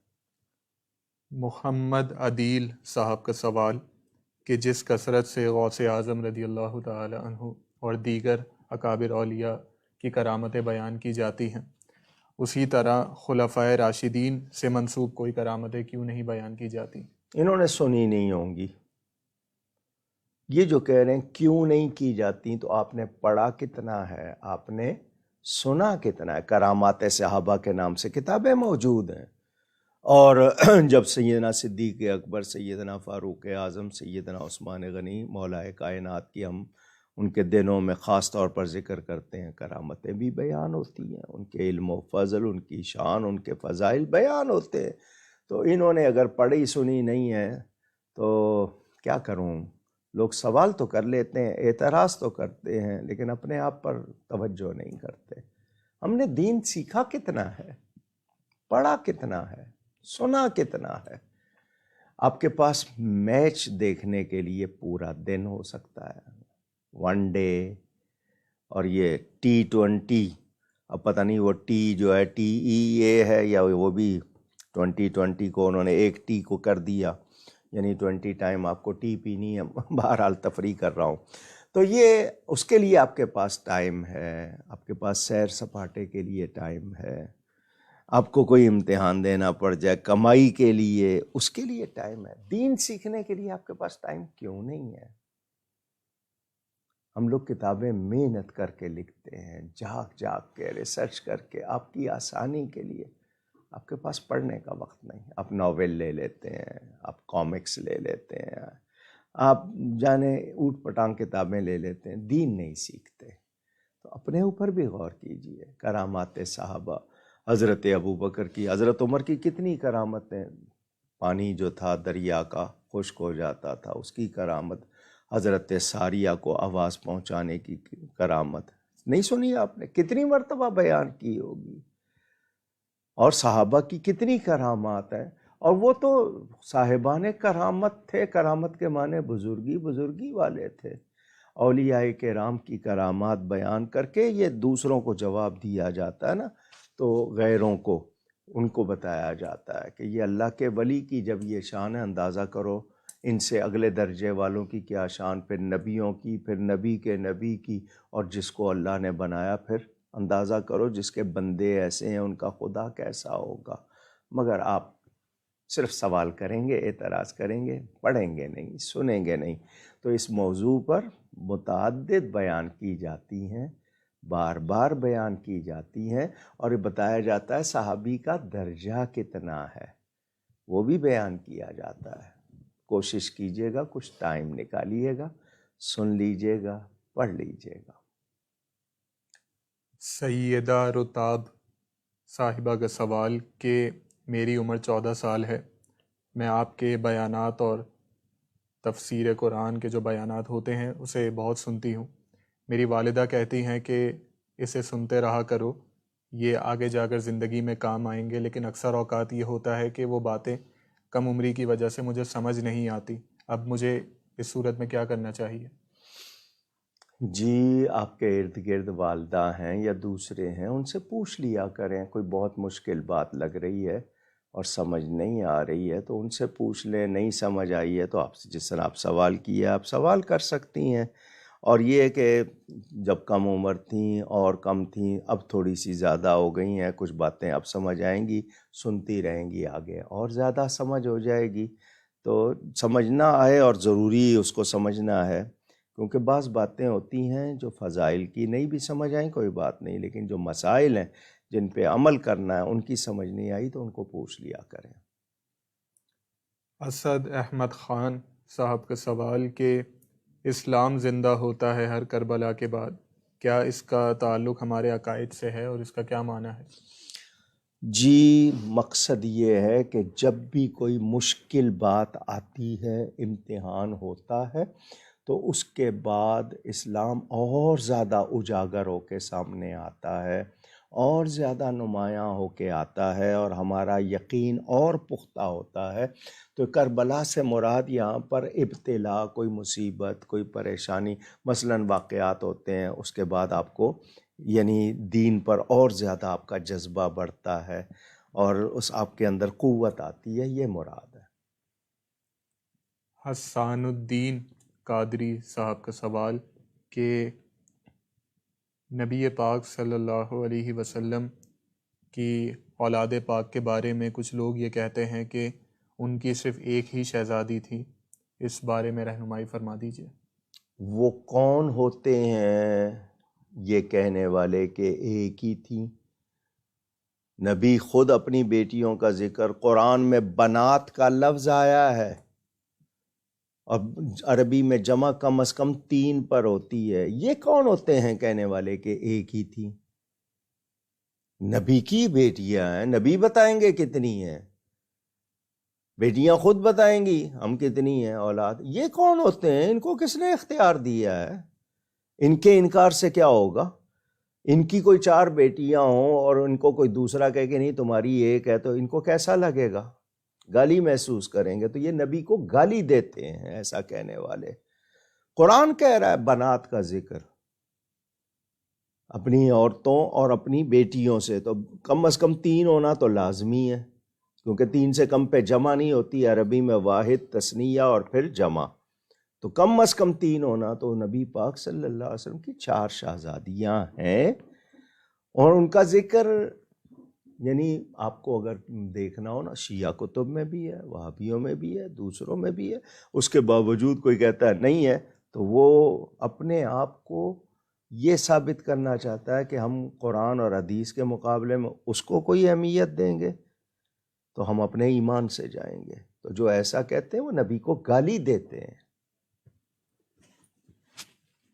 فبیہا خان صاحبہ، آپ نے غوث پاک کی نیاز کے حوالے سے پوچھا۔ گزشتہ نشست میں علامہ صاحب نے ایک سوال کے جواب میں اس پر مفصل کلام فرمایا تھا، ویڈیو موجود ہے، آپ دیکھ سکتی ہیں۔ کویت سے آصف فاروقی صاحب کا سوال کہ نماز میں قرات کے بعد رکوع میں جانے سے پہلے غلطی سے اگر رفع یدین کر لیا تو نماز پر کوئی فرق آئے گا؟ رفع یدین کیوں کر لیا؟ آپ کی کہیں عادت بنی ہوئی ہے؟ کیوں ہو گیا آپ سے؟ مجھے اس کو جاننا ہوگا کہ آپ کہیں اور کرتے ہیں تو اس وقت آپ نے کر لیا، صرف وہ حرکت آپ سے ہوئی، ایک ہی بار ہوئی، 4 رکعتوں میں ہوئی، 2 رکعتوں میں ہوئی، آپ نے اس وقت لازمی بات ہے تکبیر بھی کہی ہوگی، اور آپ نے جو عمل کیا نہیں کرنا چاہیے تھا، توبہ کر لیجئے گا، کیونکہ اس لحاظ سے نہیں کہ وہ رفع یدین کرنا، رفع یدین کے مسئلے میں نہیں، آپ اپنی غلطی پر. باقی یہ ہے کہ جی اللہ تعالیٰ معاف کرے، لیکن جب آپ مقلد ہیں تو پھر جس امام کے مقلد اگر آپ رفع یدین تقلید میں کرتے ہیں تو ہمارا اختلاف رفع یدین پر نہیں ہے. جو غیر مقلدین ہیں ان سے ہمارا اختلاف عقائد پر ہے. رفع یدین بہت سے صحابہ کرتے تھے، بہت سے اولیاء کرتے تھے، اس لحاظ سے نہیں کہہ رہا ہوں. آپ کی صرف اپنی سوچ کے حوالے سے جو غلطی ہے اس پر، تو بہرحال اس پہ نماز پہ تو کوئی اثر نہیں ایسا پڑے گا. لیکن یہ کہ آپ نے کیا ہے تو اس کی وجہ کہ ایک ہی رکعت میں ایک نماز میں اچانک کیسے، کیونکہ آپ کسی اور نماز میں کرتے ہیں سوائے عیدین کے، ہم اس کے علاوہ نہیں کرتے، تو آپ نے یا وتر کی نماز میں جو کرتے ہیں، تو ایسا اگر بھول سے ہوا ہے تو کوئی حرج نہیں. لیکن میں نے جو بات کی ہے وہ سمجھنے کے لیے کہ کہیں نہ کہیں آپ نے اس کو کسی طرح اپنے عمل میں رکھا ہوگا، تو مقلد ہیں تو نہ کریں. زین العابدین صاحب، آپ نے غوث پاک کو ندا کرنے کے حوالے سے پوچھا اور ان سے مدد کے حوالے سے پوچھا. ابھی کچھ دیر پہلے علامہ صاحب نے ایک سوال کے جواب میں اس کا مفصل جواب دیا تھا، آپ ویڈیو ریوائنڈ کر کے دیکھ سکتے ہیں. اگلا سوال فضا علی صاحبہ کا کہ الحمدللہ میں نعت خواں ہوں، مگر آج کل محفل میں اسپیکر میں نعت خوانی کرائی جاتی ہے. میں اس سے بیزاری ظاہر کرتی ہوں اور مائک میں نعت شریف پڑھنے سے منع کر دیتی ہوں. تو کیا میں گناہ گار ہوں گی جبکہ میں بنا مائک کے پڑھنے پر راضی ہوں؟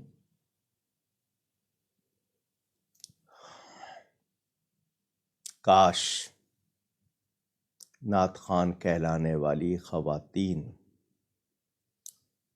یہ سمجھتی کہ نعت خوانی بہت عزت کی بات ہے اور اس کے لیے شرعی آداب کی پابند رہتی ہیں، تو ٹی وی پہ آ کے پڑھ رہی ہیں، مردانہ مجلسوں میں آ کے پڑھ رہی ہیں، اور اس پر وہ کوئی ان کو یہ احساس نہیں ہے کہ ہم غلط کر رہے ہیں. عورت کی آواز کا بھی جو حکم شرعی ہے وہ معلوم ہونا چاہیے. تو خواتین میں پڑھ رہی ہیں اور مائک کی آواز بھی مردوں کو نہیں جا رہی تو کوئی حرج نہیں، یعنی وہ بند ہے اور اس میں صرف عورتیں ہیں تو مائک میں پڑھنا منع نہیں ہوگا. لیکن وہ اگر مردوں کو بھی جا رہی ہے پھر نہیں کیجیے. صرف اتنی بات آپ کو واضح کر دی ہے کہ آپ لازمی بات ہے اگر گھر میں ہے اور وہاں مائک کا حصہ ہے یا کسی ہال میں ہے اور مرد حضرات کو آواز نہیں جا رہی ہے تو پھر تو ٹھیک ہے. لیکن وہ کھلے عام ہے، مرد بھی سن رہے ہیں، اور اب تو مکس مجلسیں ہو رہی ہیں اور اس میں بھی خواتین آ رہی ہیں، اور جس طرح ٹی وی میں آتی ہیں اور پورے ڈیکوریشن کے ساتھ، اس کے لیے کہاں سے جواز ڈھونڈیں گی وہ. منظور احمد حسینی صاحب کا سوال، حضور غوث اعظم رضی اللہ تعالی عنہ کی ازواج اور اولاد کے متعلق کچھ معلومات فراہم کر دیجیے. میں نے ابھی کہا تھا کہ میں نے 11ویں شب میں تقریر کی تھی اور وہ اسی پیج پہ سنائی دکھائی بھی گئی. اس میں ابتدا میں نے غوث پاک کا تعارف ہی کرایا تھا، ان کا نام، ان کی والدہ کا نام، ان کے والد کا نام، ان کے بھائی کا نام، ان کی کتنی اولاد تھی، ان کی کتنی شادیاں تھیں، میں نے سب ذکر کیا. مگر وہی بات کہ آپ نے نہیں سنا. غوث پاک کی 49 چلڈرن، 49 اولادیں، اس میں سے 29 گرلز اینڈ 20 بوائز، یعنی 29 لڑکیاں اور 20 لڑکے. غوث پاک کی 4 شادیاں تھیں. یہ ان کی اولاد آپ کو بتائی. باقی آپ کہیں گے سب کے نام تو اس کے لیے پھر وہ کتابیں سامنے رکھے، ورنہ ڈھونڈیں گے. آپ کو 10 بیٹوں کے نام تو ان کے بہت زیادہ مشہور ہیں، باقی کے نام بھی ان کے بارے میں جتنی کتابیں ہیں ان میں مل جائیں گے. اگلا سوال بلال سعید صاحب کا، جنات کے بارے میں صحیح عقیدہ کیا ہے اور کیا جنات ہر گھر میں ہوتے ہیں؟ جی جنات مخلوق ہیں، اللہ تعالیٰ کے بنائے ہوئے، من الانس والجن. ان میں یعنی انسانوں اور جنوں دونوں کا ذکر کہ شیطان بھی ہوتے ہیں انسانوں میں بھی اور جنات میں بھی. آپ کے ہاں لوگ کچھ پاک جن اور ناپاک جن کہتے ہیں، آپ کے ہاں یہ بھی ہے، اور جنوں میں بھی یہ سارے یہ جتنے شوشے ہیں نا آپ کے، صحیح عقیدے والا، یہ غلط عقیدے والا، ان میں بھی یہ بیماریاں ہیں۔ باقی یہ کہ گھر میں، ہر گھر میں ہوتے ہیں تو کیوں بھئی ہر گھر میں کیوں داخل کر رہے ہیں آپ ان کو؟ وہ فضا میں ہیں، کہیں درختوں پہ ہیں، کہیں ظاہر ہوتے ہیں، کبھی جانور کی شکل میں، کبھی کسی شکل میں، انسانوں کی شکل میں بھی پھر رہے ہوتے ہیں۔ آپ کو ان سے کیا لینا دینا ہے؟ آپ انسان تو بنیے۔ انسان کس کو کہتے ہیں؟ انسانیت کیا کہلاتی ہے؟ اس کی فکر نہیں ہے، جنوں کی فکر ہو گئی ہمیں۔ تو اللہ کی مخلوق ہے، پوری سورہ جن موجود ہے، نبی پاک پر ایمان بھی لائے، صحابی بھی بنے، تو پورا یہ اللہ کی مخلوق ہے، یہ کوئی ایسی کہانیاں نہیں۔ باقی ان کے بارے میں بہت سی کہانیاں کہ جن قابو کر لو تو یوں ہو جائے گا، وارے نیارے ہو جائیں گے، ایسی کوئی بات نہیں ہے۔ جنوں میں طاقت ہے، بڑے بڑے کام کر سکتے ہیں، لیکن یہ چوری چکاری کریں، آپ کے لیے دولت اٹھا کے لائیں کہیں سے، ایسے سلسلے نہیں ہوتے ہیں۔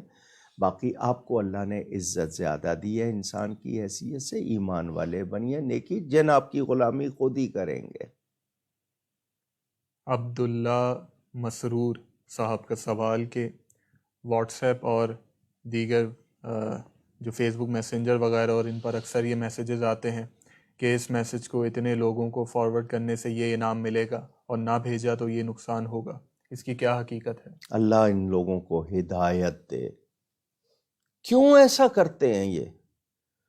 بلکہ میں تو ان لوگوں پہ بھی حیران، فیس بک پہ، کہ جی جو لائک نہیں کرے گا وہ فلانا ہوگا، وہ یوں ہوگا، اور اس پہ تو لائک بنتا ہی بنتا ہے، کوئی ایک نہیں، جو شیئر نہیں کرے گا وہ یوں ہوگا، وہ کوئی لا حول ولا قوت الا باللہ۔ اللہ ان لوگوں کو ہدایت دے۔ آپ لوگ اس طرح کی باتیں کر کے کتنے گناہگار ہوتے ہیں، آپ کو اندازہ نہیں ہے۔ ارباز عامر صاحب کا سوال، دوران نماز اگر ہنسی آ جائے تو کیا شرعی حکم ہوگا؟ ہنسی صرف مسکراہٹ تک تو ہے، اگر قہقہ نکل گیا تو وضو بھی ٹوٹ جائے گا، اور اگر آواز کے ساتھ ہنسا تو نماز بھی ٹوٹے گی۔ صدیق انصاری صاحب کا سوال، ایک رکعت میں 2 الگ صورتیں پڑھ سکتے ہیں، اور اگر پڑھ سکتے ہیں تو کیا ان کی ترتیب رکھنا ضروری ہوگی؟ جی، قرآن کو ترتیب سے پڑھنا چاہیے، جان بوجھ کر الٹا کرنے سے انسان کو بہت نقصان ہوتا ہے، حدیثوں میں اس کے لیے وعید آئی ہے۔ باقی رہی یہ بات کہ آپ نے حضور صلی اللہ علیہ وسلم سورہ اخلاص ملا لیتے تھے، نفل نماز میں آپ ایک چھوڑ کے 50 صورتیں پڑھ لیں، لیکن فرض نماز میں آپ ترتیب کا خیال رکھیں، اگر آپ نے 2 پڑھی ہیں تو، ورنہ یہ کہ جو پڑھ لی ہے وہی بہتر ہے۔ اگر نفل نماز ہے اس میں آپ 10 صورتیں بھی پڑھیں، کوئی منع نہیں ہے۔ محمد یوسف صاحب کا سوال کہ نامحرم ٹیچر سے پڑھنے کا کیا شرعی حکم ہے؟ تفصیلی جواب عنایت فرما دیجیے۔ جی، پردے میں رہ کے پڑھیں۔ یہ جو بند کمرے میں بٹھا دیتے ہیں کہ نہیں جی ہمیں اعتبار ہے، اعتبار کی کوئی ضرورت نہیں ہے آپ کو، اس میں یہ ہے کہ نظر رہے، نگاہ میں رہیں، پردے کے ساتھ پڑھ رہے ہیں، ایک دوسرے کو چھونا نہیں ہے، شرعی اگر وہ پردہ حجاب میں ہے پڑھ سکتی ہے۔ اکرام اللہ خان صاحب کا سوال کہ عالم بننے کے لیے کتنا علم ہونا ضروری ہے؟ علم کی کوئی انتہا نہیں ہے۔ اطلبوا العلم من المہد الی اللحد، ماں کی گود سے قبر کی گود تک علم حاصل کرنا، یہ نہیں کہ جی وہ جو کہتے ہیں نا فارغ التحصیل، وہ اس کا مطلب ہوتا ہے کہ ایسی چیزیں آپ نے حاصل کر لی ہے کہ اب آگے آپ کو رہنمائی ملتی رہے گی، آپ خود پڑھ سکتے ہیں۔ تو یہ علم حاصل کرنا آخری سانس تک ختم نہیں ہوتا۔ باقی یہ کہ ہر شخص کو بنیادی ضروری باتیں معلوم ہونی چاہیے۔ ایک مسلمان کو معلوم ہونا چاہیے کہ میں کون سا کام یا کون سی بات کروں گا اور ایمان سے نکل جاؤں گا، تو اس کو پتہ ہونا چاہیے۔ حرام حلال بنیادی باتیں اور عقائد کی باتیں، بنیادی عقیدے، ضروریات دین معلوم ہونی چاہیے۔ اسجد رضا صاحب کا سوال کہ اگر لڑکی حاملہ ہو اور اس کا شوہر اسے طلاق دے دے اور تو کیا اب اس کی اس حالت میں طلاق ہو جائے گی؟ اور نیز یہ بھی بتا دیجئے کہ اگر کم علمی کی وجہ سے وہ لوگ یہ سمجھ رہے ہوں کہ حمل کے دوران طلاق واقع نہیں ہوتی اور وہ دونوں ساتھ ہی رہ رہے ہوں تو اب کیا حکم ہوگا؟ کس نے کہا ہے کہ طلاق نہیں ہوتی؟ کم علمی کی وجہ سے کیسے گمان کر لیا؟ طلاق تو ہنسی مذاق میں دی جائے تب بھی ہو جاتی ہے، اور دیتے ہی غصے میں ہے۔ لوگ کہتے ہیں جی غصے میں تھا، تو غصے کے سوا کبھی کسی نے طلاق دی ہے؟ باقی یہ کہ اس کا صرف اب عدت کا مسئلہ ہے کہ عام حالت میں اس کی عدت جو ہوتی طلاق کی وہ 3 مہینے ہوتی، لیکن اگر حاملہ عورت ہے تو اس کی عدت وضع حمل، یعنی اب جب تک بچہ پیدا نہیں ہو جاتا، ڈلیوری نہیں ہو جاتی، وہ اس کی عدت ہے، وہ 8 مہینے ہو یا 1 دن ہو۔ یعنی آج طلاق ہوئی ہے اور کل بچہ ہو گیا تو اس کی عدت 1 ہی دن تھی، اور اگر 8 مہینے ابھی باقی ہیں تو وہ 8 مہینے عدت کے ہیں۔ صرف یہ مسئلہ ہے، لیکن حاملہ ہو یا ایام میں ہو، جس وقت بھی طلاق دے طلاق پڑ جاتی ہے۔ محمد جنید صاحب کے سوالات کے حق مہر کی کم سے کم شرعی مقدار کتنی ہے، اور مہر فاطمی سے کیا مراد ہے، اور اگر مہر لڑکے کی حیثیت سے کئی زیادہ ہو تو اس کا کیا حکم ہوگا؟ جی اس مسئلے پر بھی آپ کو معلومات نہیں ہے تو کم از کم 3.25 تولے چاندی یہ اس وقت تھا۔ میں یہ کہنا چاہتا ہوں کہ اتنا مہر ہو کہ 4 مہینے 10 دن یعنی 130 دن کا خرچہ، کھانے پینے پہننے کا، اتنا رکھے۔ اگر طاقت نہیں ہے اور بڑا مہر باندھ رہے ہیں، باندھنا بڑے آپ 10 کروڑ باندھیں، منع نہیں ہے، لیکن مقصد ارادہ دینے کا نہیں ہے تو پھر آپ دکھاوا کر رہے ہیں، آپ اس کے گناہ گار ہیں۔ آپ کو موجودہ زمانے میں اپنی حیثیت دے کے، اچھا جی شادی کے اوپر پارٹی پہ مہندی کا خرچہ، مائیوں کا خرچہ، چراغاں کا خرچہ، ڈیکوریشن کا خرچہ، 10 قسم کے کھانوں کا خرچہ، ٹرانسپورٹ کا خرچہ، 30-35 روپے سے کم کا کارڈ نہیں چھپتا، آپ ہزار روپے کے کارڈ، یہ سب آپ کو قبول ہیں۔ مہر فاطمی چاہیے، باقی چیزیں فاطمی کیوں نہیں ہیں؟ سیدہ کی شادی کیسے ہوئی تھی؟ اس وقت آپ کیوں نہیں اپنی چیزوں کو کہتے کہ نہیں حضرت فاطمہ زہرا رضی اللہ تعالی عنہا ان کا جیسے ہوا تھا ویسے سادگی سے کریں گے؟ وہاں تو آپ سب کچھ بھول جاتے ہیں، کھانے کے وقت آپ کو نہیں۔ مہر پہ لڑائیاں دیکھی ہیں میں نے، نہیں جی اگر مثال کے طور پر لڑکی والوں نے زیادہ مانگ لیا تو لڑکے والے تو باقاعدہ یوں ہو جاتے ہیں جیسے پتہ نہیں ان کی کوئی انا کا مسئلہ آ گیا۔ تم لوگوں نے پیسے پہ اعتبار کیا، ہم پہ اعتبار نہیں کیا، یوں نہیں کیا، وہاں نہیں، ویسے لوٹا دیں گے کروڑوں، لیکن مہر لکھواتے وقت جان جاتی ہے۔ اچھا مہر باندھو، جتنا دینا ہو، معاف نہیں کرانا، دینا ہے، اور مہر دے دو، بیوی سے وہ رقم لے کے کاروبار میں اس کے حصے کے ساتھ لگاؤ، برکت دیکھنا کتنی ہوگی۔ وَآتُوهُنَّ أُجُورَهُنَّ، باپ کی طرف سے اگر ایک حصہ دلایا تو شوہر سے مہر بھی دلوایا، پھر اولاد سے بھی دلوایا، عورت کو تو بہت کچھ دیا شریعت نے، تو اچھا مہر باندھا جا سکتا ہے، مگر دکھاوے کے لیے، اور بعد میں یہ کہ معاف کرا لیں گے، نہیں دیں گے، اس نیت سے نہیں، خوش دلی سے دیں، اچھا دیں۔ میرے پاس جب لوگ نکاح کے لیے آتے ہیں، میری کوشش ہوتی ہے فی زمانہ 50,000 سے کم تو نہ ہی ہو سکے تو زیادہ ہو۔ آپ لوگوں کو اپنے طور پہ سوچنا چاہیے، کل کو یہ اکیلی ہوئی، اس کو کچھ گزارا کرنا پڑا تو اتنے پیسے تو اس کے پاس ہوں، ورنہ کوشش کیا کریں جو زیور پہناتے ہیں وہ مہر میں لکھوا دے، ادا بھی ہو جائے گا اور آپ کا گفٹ بھی ہو جائے گا۔ اچھا کچھ لوگ کہتے ہیں ہم نے تو پہننے کے لیے دیا تھا، تو یہ کھیل بند کریں۔ شادیوں میں یہ جو کھیل ہے نا، زیور تو پہننے کے لیے دیا تھا، آپ نے تحفہ دے دیا، مالک ہو گئی، اب واپس نہیں مانگا کریں آپ۔ یہ آپ لوگوں کے بہت سے غلط طریقے ہیں جو ہمارے ہاں باقاعدہ پھیلائے جاتے ہیں، اور اس پہ خاندانوں میں لڑائیاں ہوتی ہیں۔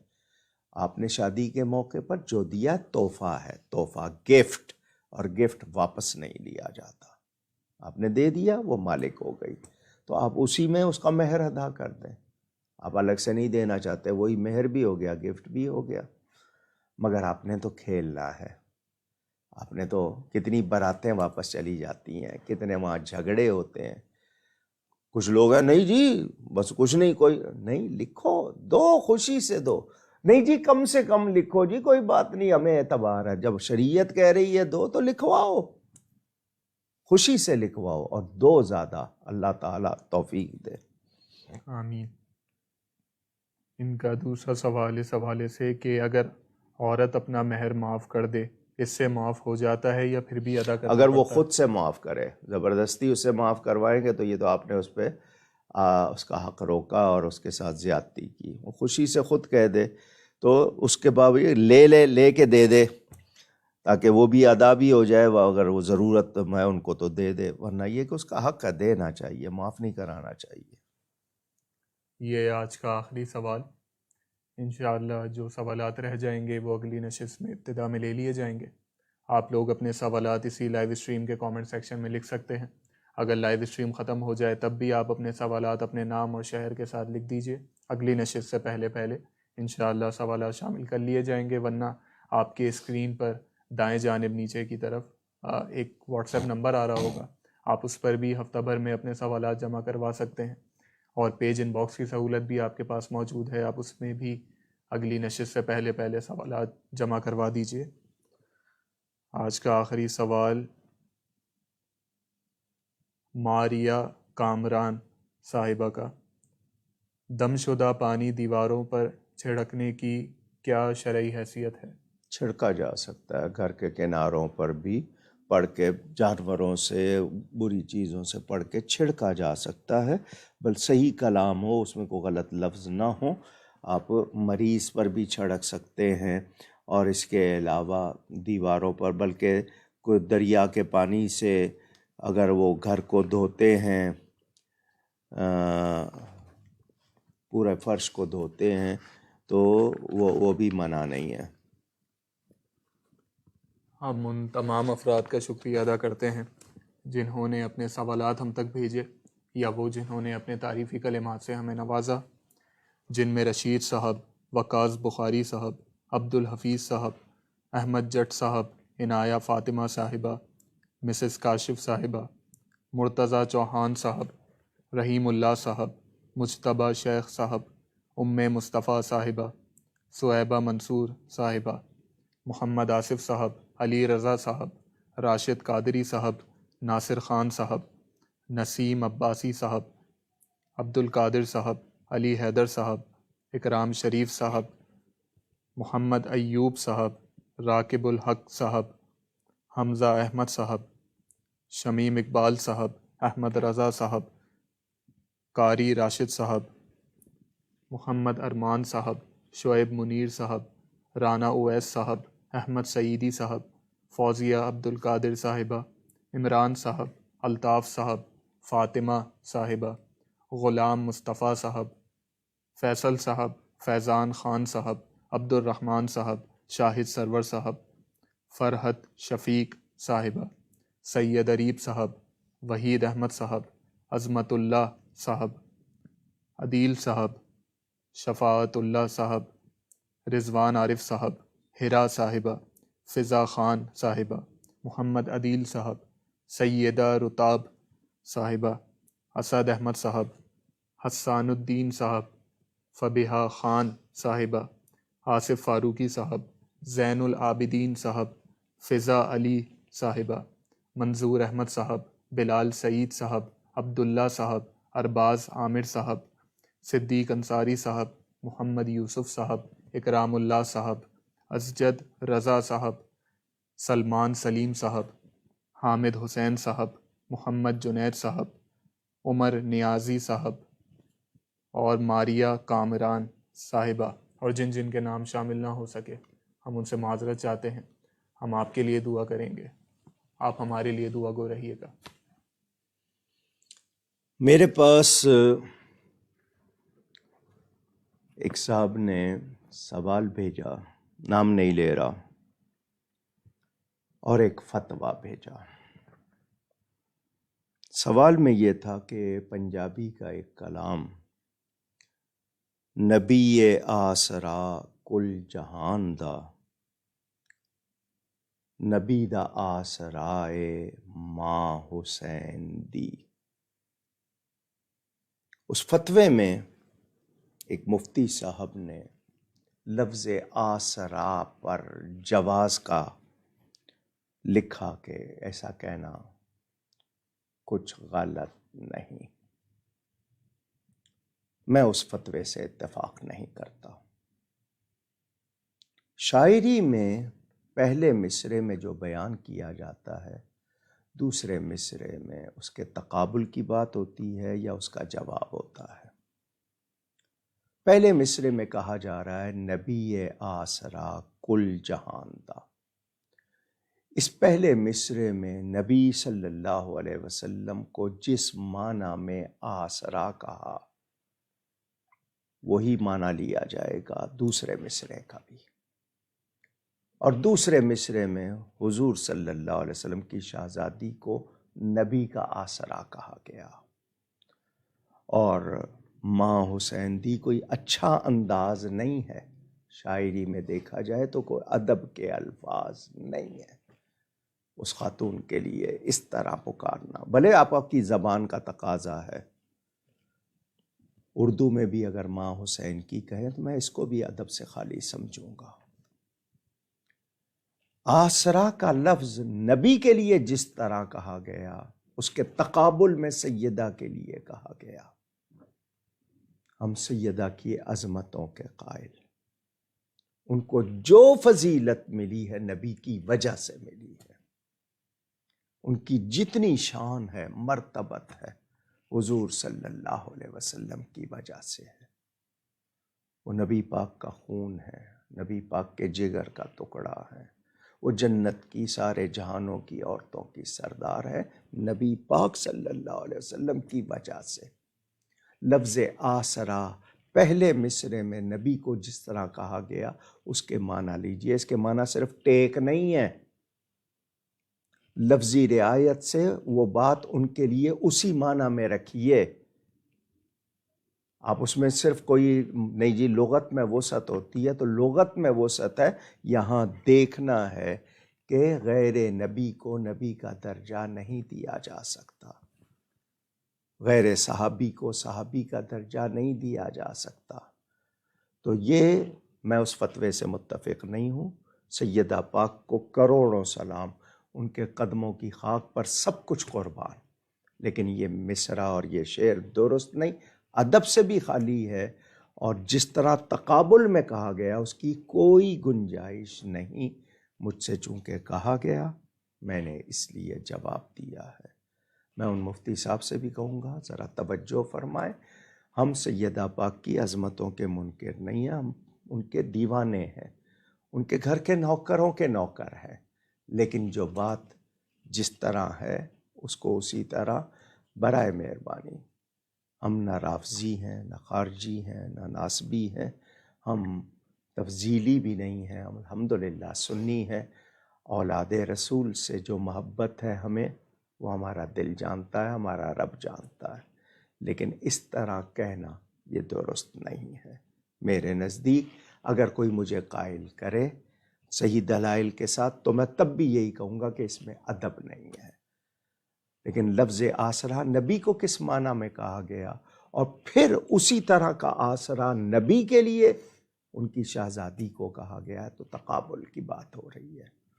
سیدہ پاک بڑی شان والی ہیں، ان کی ہر عظمت نبی کے سبب ہے، اس کے بغیر نہیں ہے۔ اللہ تعالی ہمیں ادب کی توفیق عطا فرمائے۔ گفتگو میں مجھ سے کہیں کوئی غلطی کوتاہی ہوئی ہو، اللہ تعالیٰ اس کے رسول صلی اللہ علیہ وآلہ وسلم کی بارگاہ میں توبہ کرتا ہوں۔ میں نے ساتھیوں سے کہا ہے کہ اگلا پروگرام، سردیاں آ گئی ہیں پاکستان میں، ہو سکتا ہے دوسرے ملکوں والوں کو کچھ ذرا، کیونکہ ہر جگہ تو ایک جیسا موسم نہیں ہے، ساؤتھ میں لازمی بات ہے وہاں سمر ہے، یہاں ونٹر ہے، تو اگلا پروگرام رات کے 10 بجے انشاءاللہ، ابھی تو 10:30 بجے ہوا ہے، تو یہ جنوری تک، یعنی جنوری کے آخر تک، اگر اس کے بعد ضرورت پڑی 15 فروری تک، پھر موسم بدل جاتا ہے۔ تو جنوری کے آخر تک یہ 2 مہینے، نومبر کے جتنے دن رہ گئے، دسمبر اور جنوری، انشاءاللہ رات کے 10 بجے شروع ہوا کرے گا، بھلے 12 بجے تک جاری رہ لے لیکن 10 بجے شروع ہوگا۔ اگر ضرورت ہوئی 12 نہیں تو 11:30 بجے تک 1.5 گھنٹہ ہوتا ہے۔ تو آپ لوگوں کو یہ نوٹ کر لیجئے گا کہ اگلا پروگرام انشاءاللہ رات کے 10 بجے پاکستان کے ٹائم کے حساب سے ہوگا۔ اس دوران جتنے لوگ اہل ایمان دنیا سے چلے گئے، اللہ ان کی مغفرت فرمائے۔ آمین۔ محترمہ راشدہ انور دبئی میں بہت زیادہ اہل سنت کے لیے کام کرتی ہیں، بیمار ہیں، ہاسپٹل میں ہیں، آکسیجن پرابلم، یہی کووڈ جس کو کہتے ہیں، اللہ انہیں اور ان کے شوہر کو صحت عطا فرمائے۔ آمین۔ اسی طرح ساؤتھ افریقہ میں منصور فیملی میں ہاشم صاحب اور ان کی پوتی کے لیے خاص طور پر آپ سب سے بھی کہوں گا، 13-14 سال کی بچی ہے، ذہنی طور پر پوری طرح وہ جس کو کہتے ہیں میچور نہیں ہے، تکلیف ہے، اس کے لیے دعا کریں، اللہ کریم اسے صحت عطا فرمائے۔ آمین۔ اور بھی جتنے لوگوں نے دعاؤں کے لیے کہا، سب ہر ایک کے الگ الگ نام نہیں لے رہا، وہ تمام لوگ جنہوں نے دعاؤں کے لیے کہا، اللہ تعالی ان سب کی جائز مرادیں پوری فرمائے۔ آمین۔ یہ کیمرے کے حوالے سے آپ کے سامنے ہر بار یہ کہتے ہیں، کچھ 1-2 لوگوں نے پیغام بھیجا، کسی نے تھوڑی بہت رقم بھی بھیجی، لیکن ان کو ضرورت زیادہ ہے، تقریباً 5 لاکھ روپے پاکستانی ان کو چاہیے۔ تو یہ ذرا اپنے انسٹرومنٹس نئے کر لیں گے، پریزنٹیشن بہتر ہو جائے گی۔ تو ان کی بینک کی تفصیل آپ کے سامنے، اگر آپ اس میں کچھ بھیجنا چاہیں عطیات تو وہ آپ کے سامنے۔ میں نے کئی مرتبہ کہا کہ والد صاحب کے بلا کے لیے انگلش اور عربی میں PhD کرنے والے پاکستان سے باہر اگر کوئی ہوں تو بہت خوشی ہوگی، ضرور رابطہ کریں۔ کوئی باتیں رہ گئی ہیں تو انشاءاللہ پھر ہو جائیں گی۔ آپ سب کا بہت شکریہ۔ والسلام علیکم ورحمۃ اللہ وبرکاتہ۔